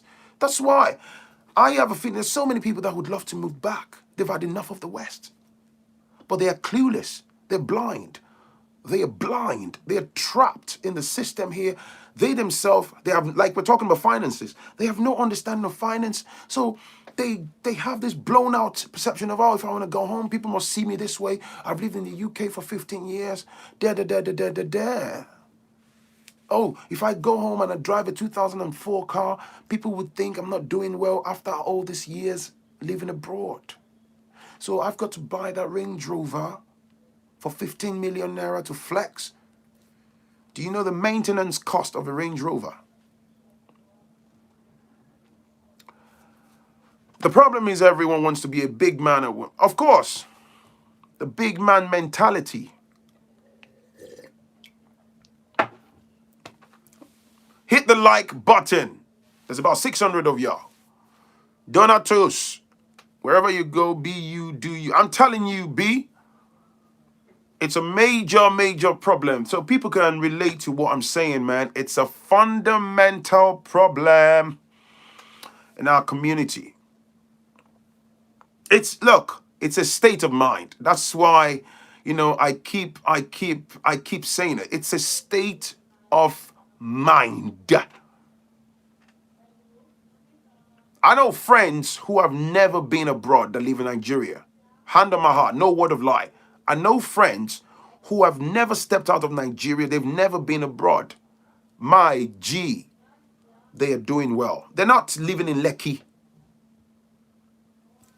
They live in other parts of Nigeria. They live in Oyo State. They live in, on the edge of Lagos. They built their own homes. 3 lovely, cozy 3-bedroom bungalow. solar panels, AC, got 1 or 2 cars. They got thriving business. They got cool cash, none of the crazy Western monthly outgoings. When you look at how much they've got stashed away monthly, fam, nobody needs to hold a placard to tell you they are doing amazingly well. I'm telling you, man. So you are intoxicated by your life in the West and you think £25,000 is nothing? Sheesh. That's so true of a lot of leave outside of Lagos and we're doing it. That's so true. A lot of them leave outside Lagos and are doing extra. Of course. Don't, Jamila, thank you. Don't go into business if you don't know how to say no to people, friends. In fact, I'm going to say this on an ending note. If you really want to get the best out of whatever money you're taking, stay clear of friends and families, man. Stay clear. Families particularly, stay clear.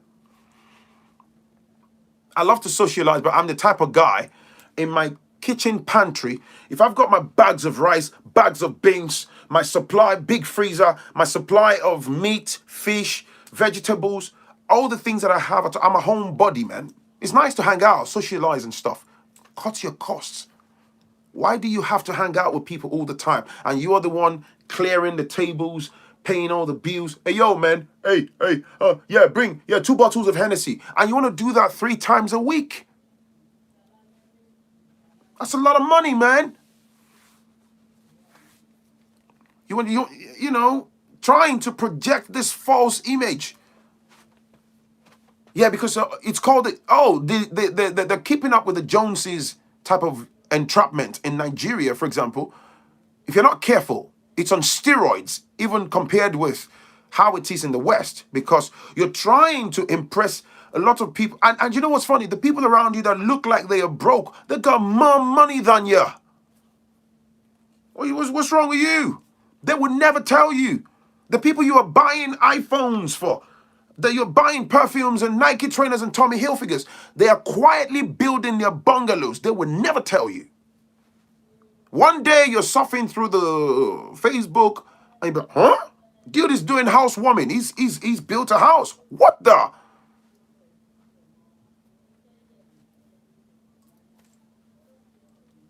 Believe me, man, some of them will make the money off your foolishness to complete their own projects. How about that? Some of them will hang around you like leeches. Whilst you're spending in a stupid manner, they will fleece you.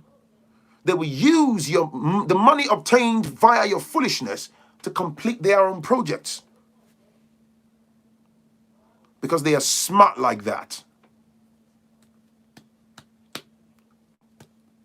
Believe that, man. The iPhone you sent them is their 3rd phone. Yeah, bro. And before you say, look, man, we're not going in that direction. Oh, you know about moving home, Phrankleen. Oh, yeah, you know, the challenges.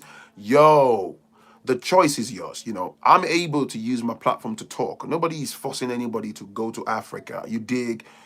Stay in the West. Live the rest of your life in the West. But for some of us that would go to the West, to Africa, the motherland, at some point in the not so distant future, I believe greatly in Africa. Africa is the future. The future is now, man.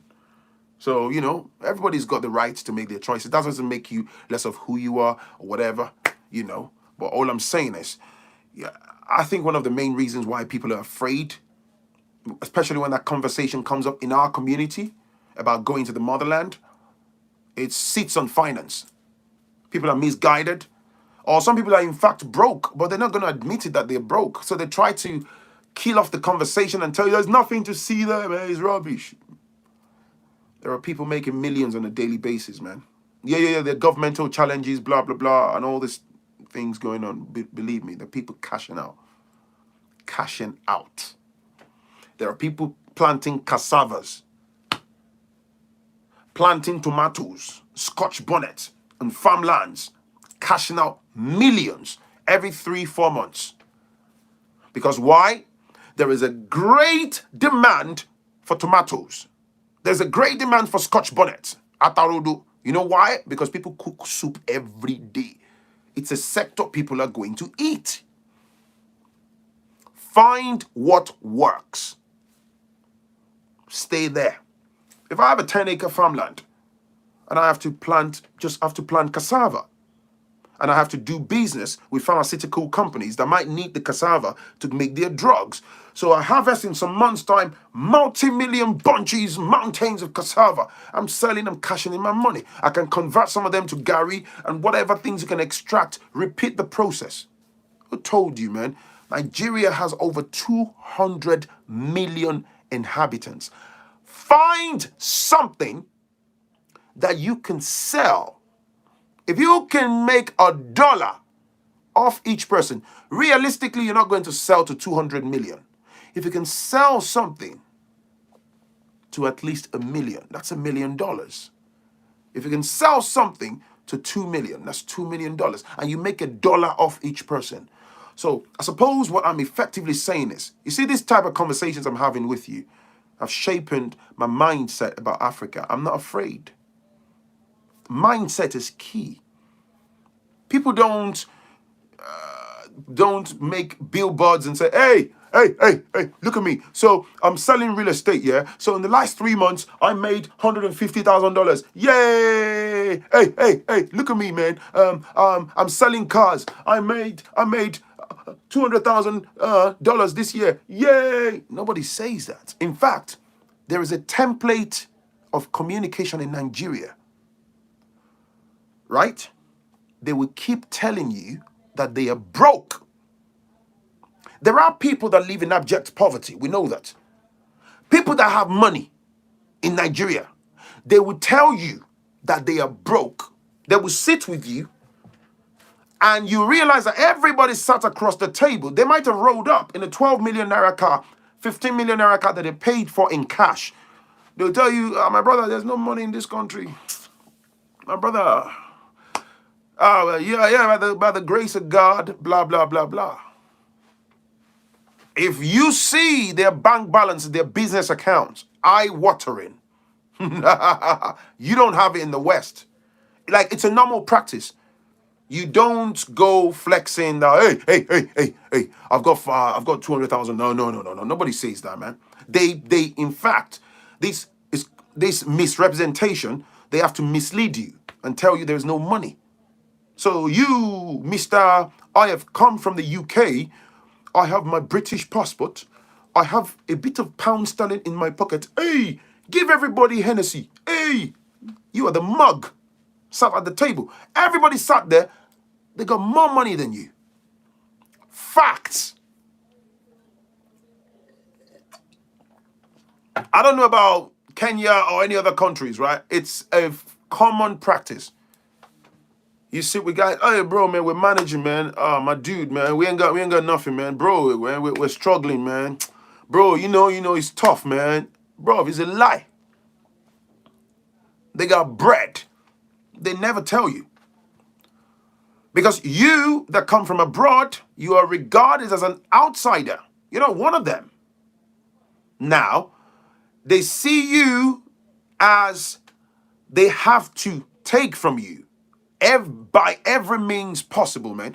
So they're not going to, very rarely, you find the people that will be honest with you, the number is quite infinitesimal, like minute.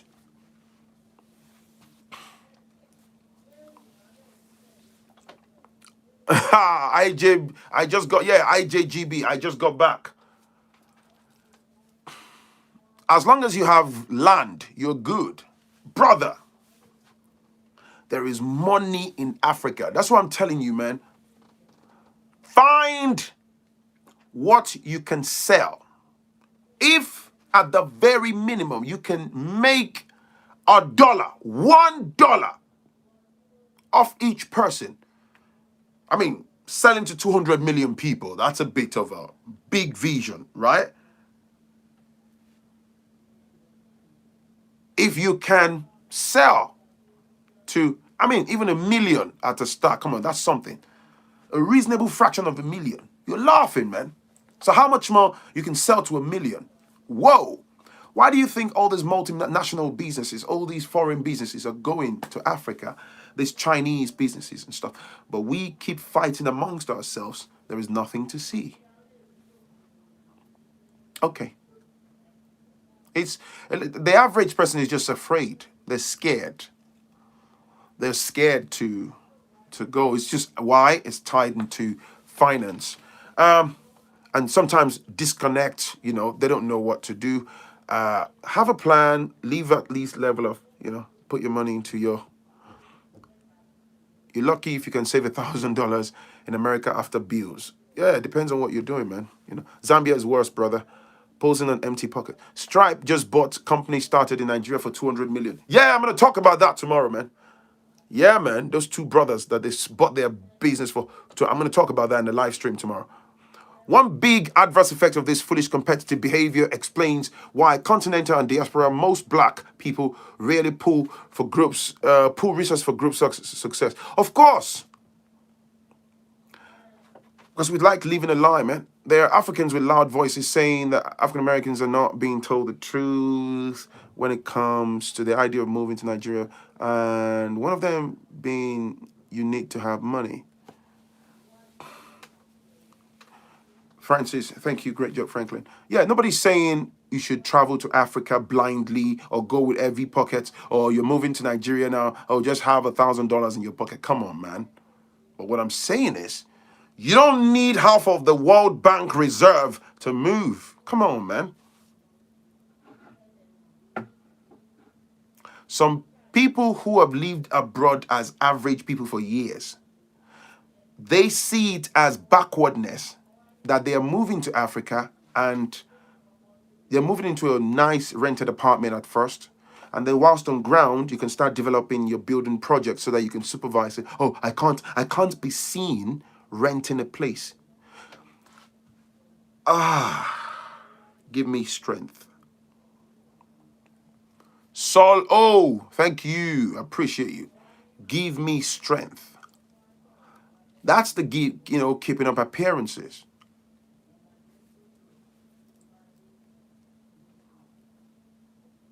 You see what I'm saying? Because people, whichever way you live your life, we are all here for the experience. There's no right or wrong way of living life, hence the freedom. Ha! Ha!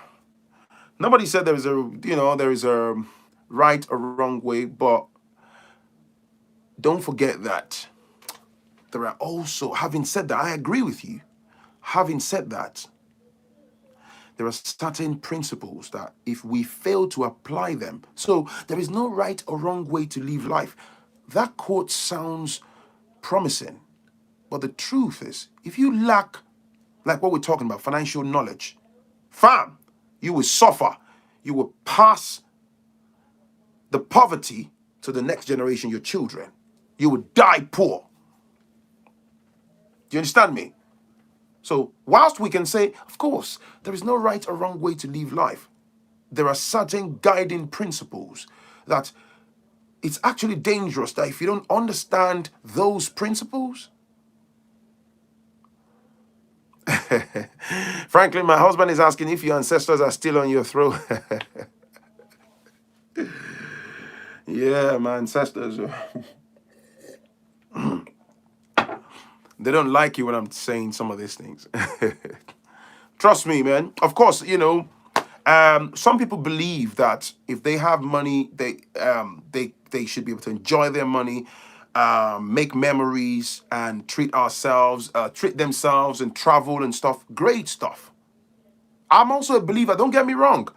Treat yourself. I like to go for a nice meal. I like to enjoy. It's important that you treat yourself. Nobody's asking you to work like a donkey. Have fun. There's a new restaurant occasionally. Enjoy a nice plate of food. You can have a break. Not expensive. Treat yourself. Go to nice spots. Go on a city bus tour. Go on holiday. It's nice. But you cannot afford to go through life without rudimentary understanding of finance. That's why, nice one. I bought 4 acres of land in Ondo State. Godsend. Big up. Fantastic. Go into farming. Godson, I love that. Please go into farming. Farm, you're gonna be. My brother Akbede Farms. I brought him on here for the catfish farming session on my channel. I plan on bringing him again soon. I'm waiting for my website to get ready. I'm the one delaying.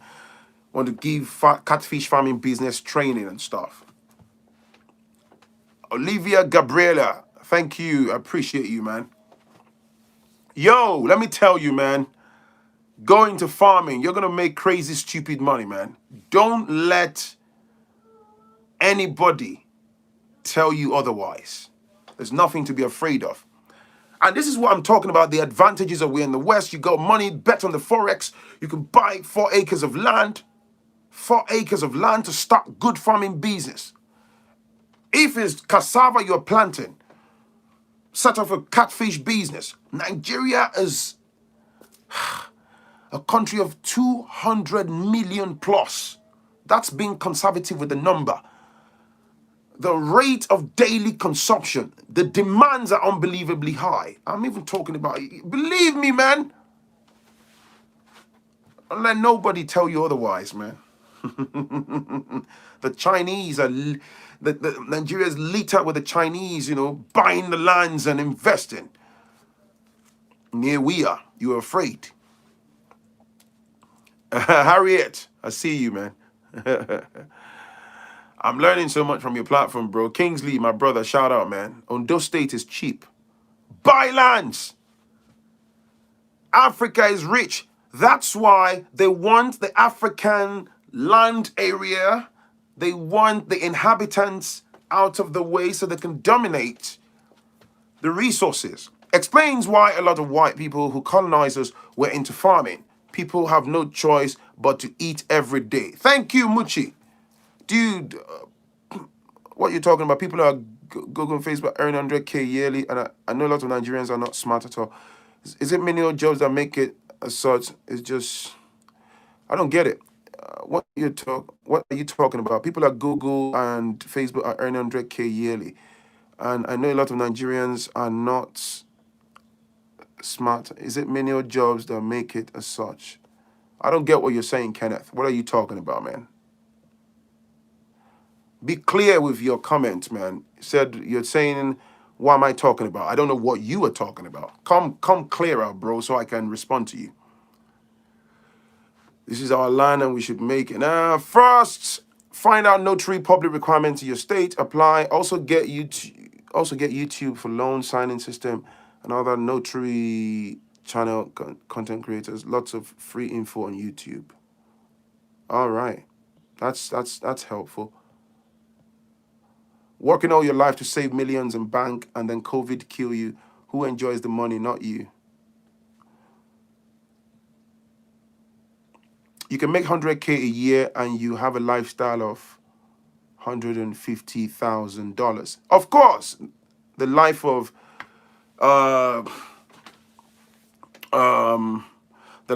JOG. Thank you for saying that.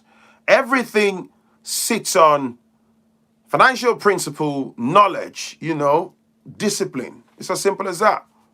I mean, let me just say that, if you have the skills that puts you in the bracket where you earn £100,000 a year, great.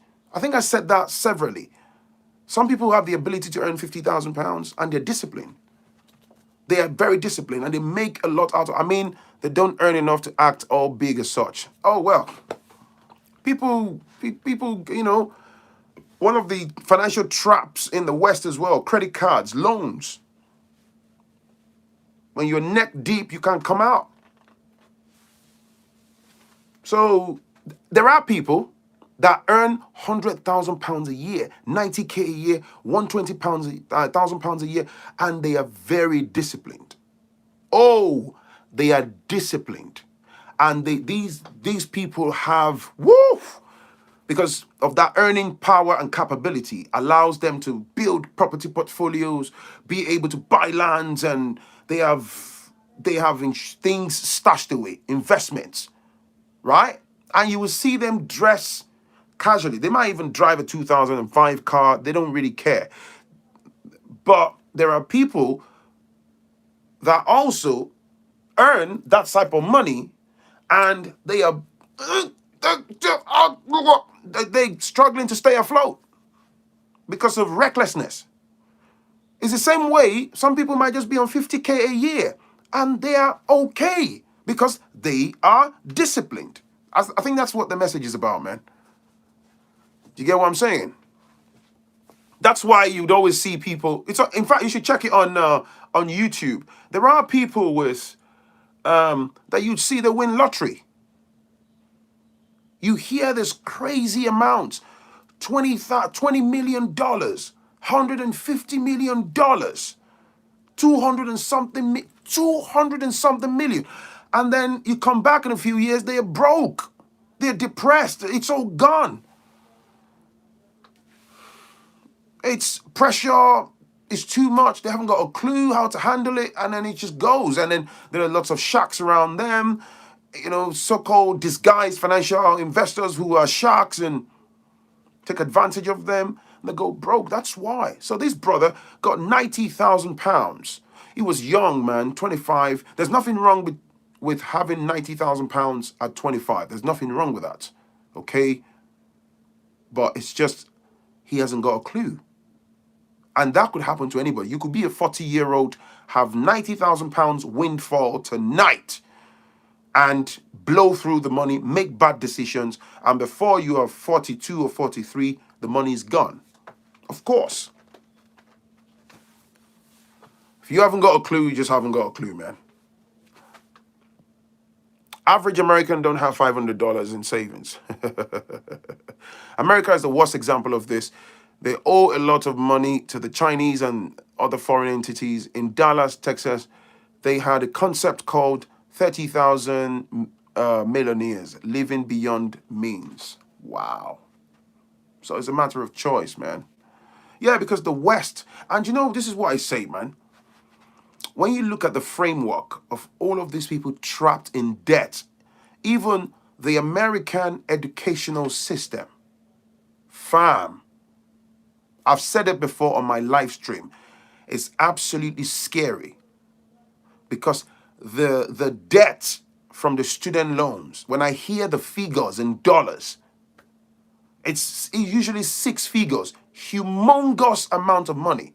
It's like, and the thing that really hurts me is when people work so hard to pay off the debt, it's seen as a major achievement. It's not meant to be so. It's a deliberate trap that was put in place. What they charge people to go to universities in America. Whoo!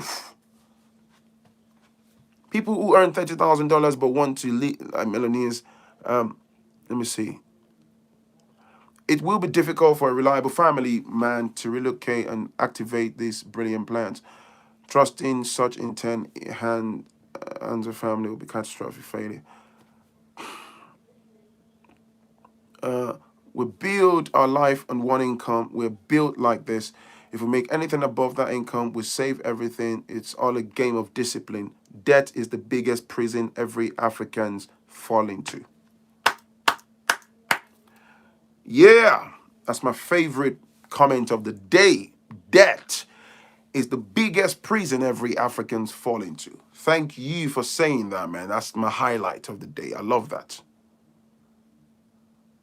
Yeah, of course I know. Student loan. See, I'm sure you know this, right? You don't need me to, delve much into that. What I'm effectively saying is all this Western framework, the car loans, the car loans, the school loans, and all these things that people get into, it's deliberate. It's so that they can tie you down. You become a commodity, a cash cow that feeds the system. Look at the whole child support system in America. Now, I'm not saying, as a man, if you split with your partner, you have to cater for your children. But look at the framework, man. People go to jail They basically, your inability, I've heard cases, these are not deadbeat dads. I digress here. This is not a case of a deadbeat dad that's refusing to support his children. A man who's genuinely out of work. He produced mountain of evidences to the court that, sir, these are job interviews that I've been going. I've been out of work. I'm desperately trying to get back into work so I can start earning so that I can then be able to carry on supporting my children. I've been out of work for 9 months. The judge saw the evidences. I watched this on YouTube and they bang him up in prison. And I'm like, how does that work? Like, the man wants to earn so he can carry on helping his children. You jail him, he gets criminal record, so by the time he comes out. Because why? Him going to prison, the prison system, the government carry on making money off him anyway, so that he is seen as a commodity. The whole system is deliberate. You understand me? It's deliberate. It's not because, oh, they love the woman so much, or they love your ex-wives or your children so much that they want to make sure you're responsible. No, no, no, no, no. It's all deliberate. It's intentional. It's designed for you to fail. They find a loophole, an opportunity to clamp you down. Boom. Sometimes I watch some American programs, the police officers, they use every opportunity to give driver tickets. They give you a ticket for jaywalking. They give you a ticket for this. Oh, why are you standing there? They issue you a ticket. Why is your engine not turned off? They issue you a ticket. Naturally, as a human being, you try to resist. They use that to arrest you, and then complexity comes in from there, and that's how they destroy people's lives. And it's the quickest way to get behind bars. Whilst you're behind bars, you're a slave to the system. They monetize it, they destroy you. It's all deliberate. It's crazy. Just gotta prove it's all deliberate, man. Let me see. Criminal record means no one can. Yeah, it's all deliberate, man. Just got approved. It's all deliberate, unfortunately. So, and for those that have learned ways to navigate through, the Western system and not allow themselves to be trapped, or they've made poor decisions and they learn quickly and then they remove themselves, great stuff. But it's usually not the case for so many people, man. Trust me, it's very, very difficult. Very, very difficult. Very difficult. I remember a guy sent me an email and he was telling me his student loan debt. He went to medical school and he was telling me the amount of money he's owing America. His wife as well. They both have good jobs, but the student loan mountain is just up there. And they're really struggling. I think it's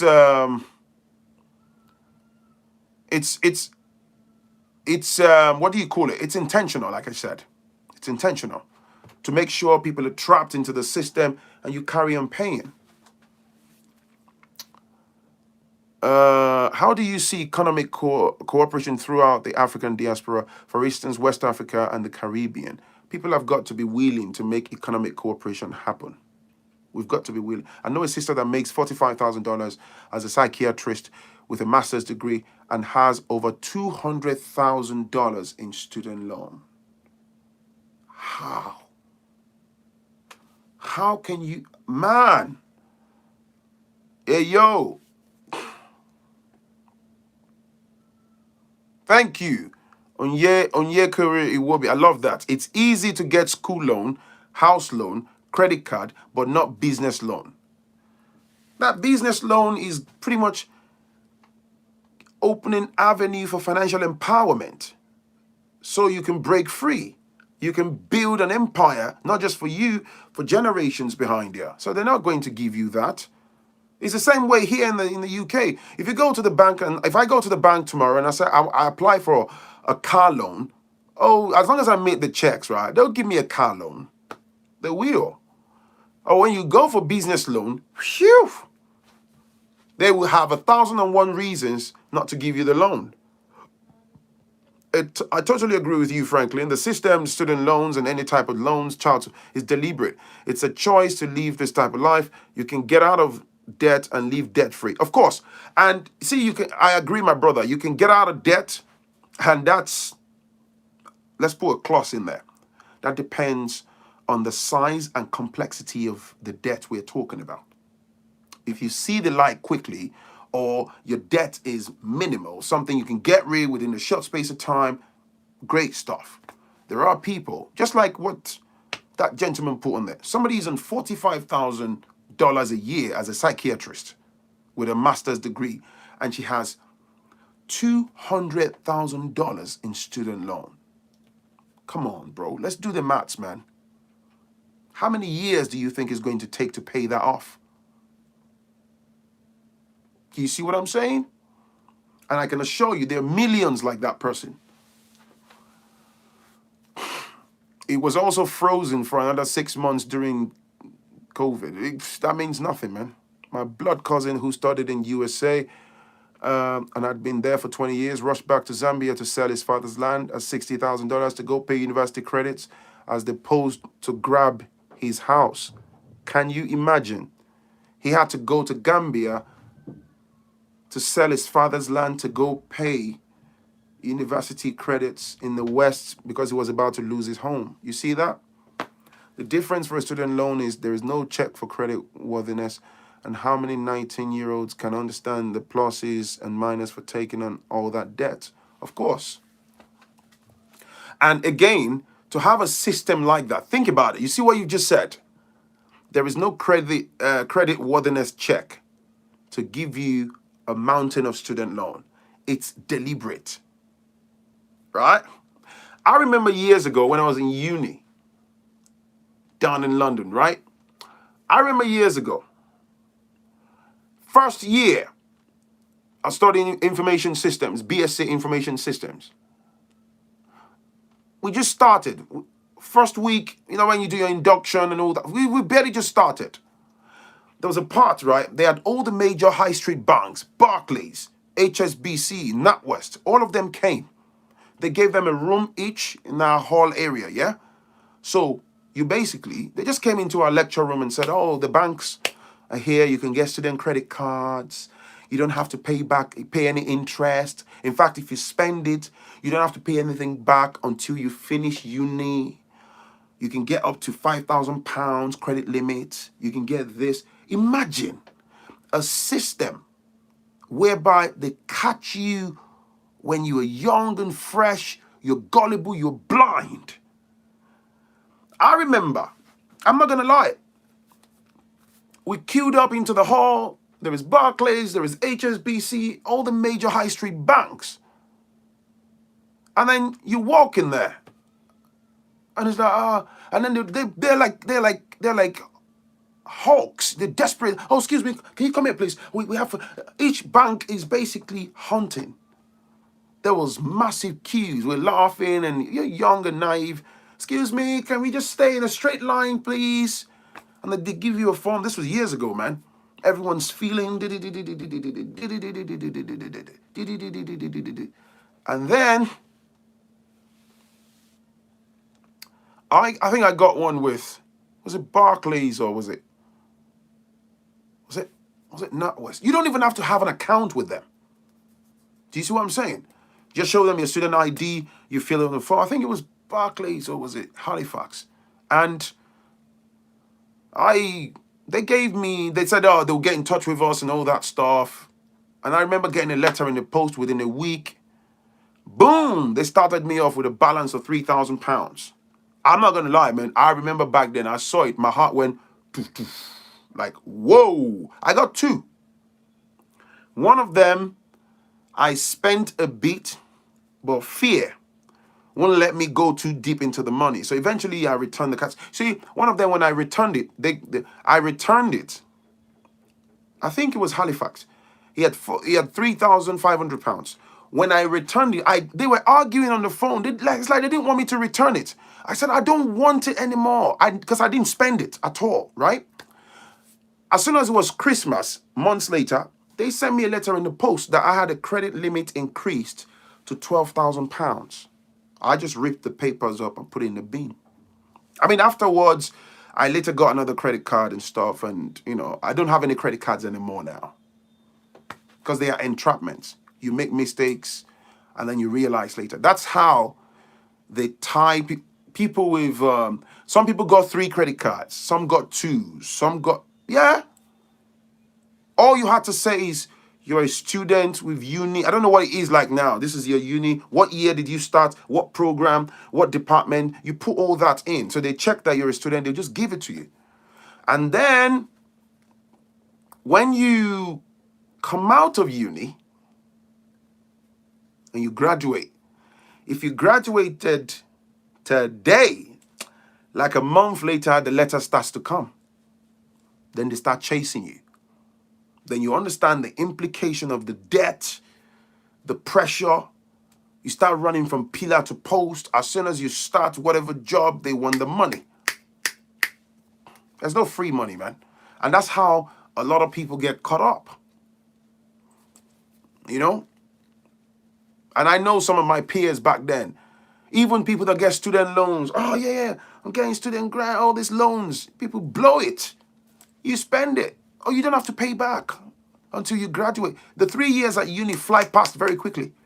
Then reality sets in. You have to pay back. And then when you don't pay, they damage your credit rating.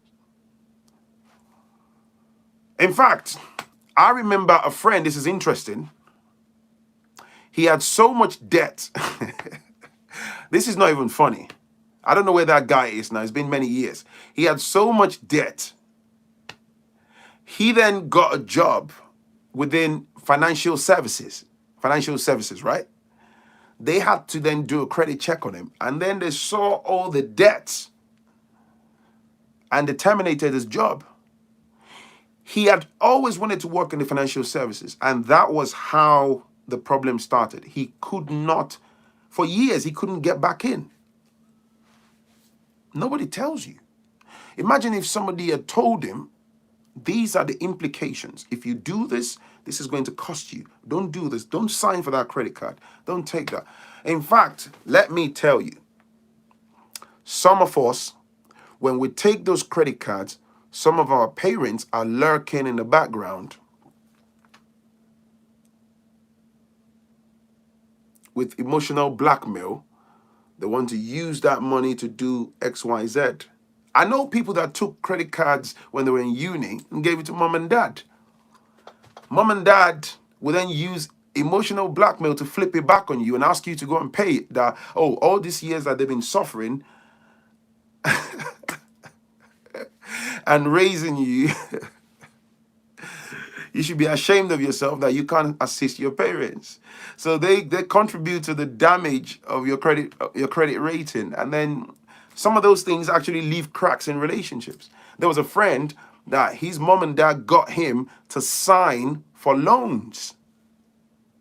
And then they let him down. They pushed it back to him.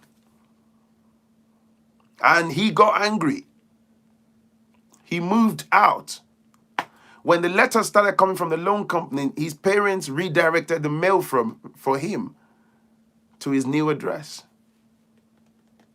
That single issue destroyed the relationship till date. It happens.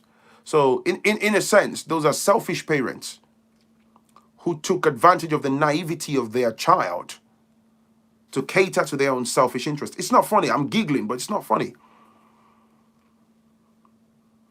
Some of these African parents, they use all this nonsense, emotional blackmail. Remember, they were the ones that never told that guy or that lady about finance. They failed that child during the course of the child's formative years. They then use emotional blackmail to push the child into taking on financial debt. And then when it was time to pay back the monies, they pulled plugs on the child and say, "You go sort it. Oh, we've all these years, or at least we brought you to the UK. We gave birth to you." Wait, what? If you give birth to a child, the least you can do is give the child a roof over their head and do the basic things. They didn't ask to be born until they're adults and they can look after themselves. So all these weaponizing stuff but you get the gist, right? So that's how, this is one of the numerous ways where we get into vicious cycle of financial entrapments. Those are the same type of parents that would expect you to put them on their payroll when they get elderly. They're the same ones that would expect you to transport their body to the motherland to go and bury when they die without having £1 in their bank accounts. They're the same people that expect you when they turn very elderly to put them on your payroll for monthly allowances. That's not to say don't take care of them. Basically, they have a blatant disregard for your financial standing. All they bring to the table and they're wielding is just that emotional abuse and emotional blackmail. That's how the vicious cycle of financial entrapment keeps going within the black community.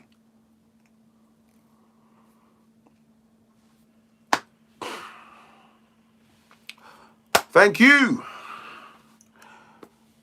So I hope we can see the light, man. That's why I love, like I said before, I love to use myself as an example. I hope we can see the light. You know, nobody showed me anything about finance.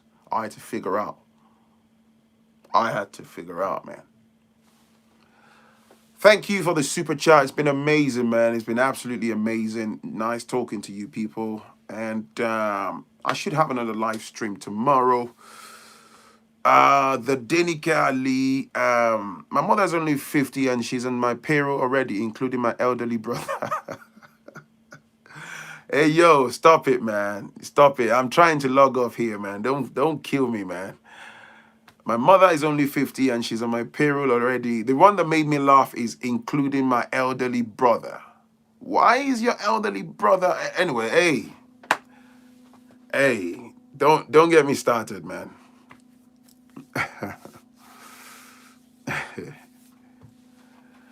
Wow.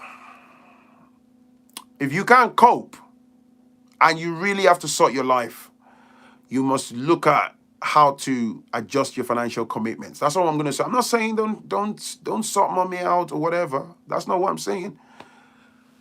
But whilst you're catering to mommy and elderly brother, you're broke, you're financially trapped, you need to think twice. Thank you for watching. Don't forget to hit the like button. Thank you for giving me your time. Thank you for the super chats. It's your boy, Phrankleen. Franco Nero, Franco Diesel. Smash the like button, please. I would definitely catch you in the next one. I might be up here tomorrow. It depends, for another live stream. Okay? I appreciate you all, man. Peace and love. Have a wonderful evening. Bye-bye.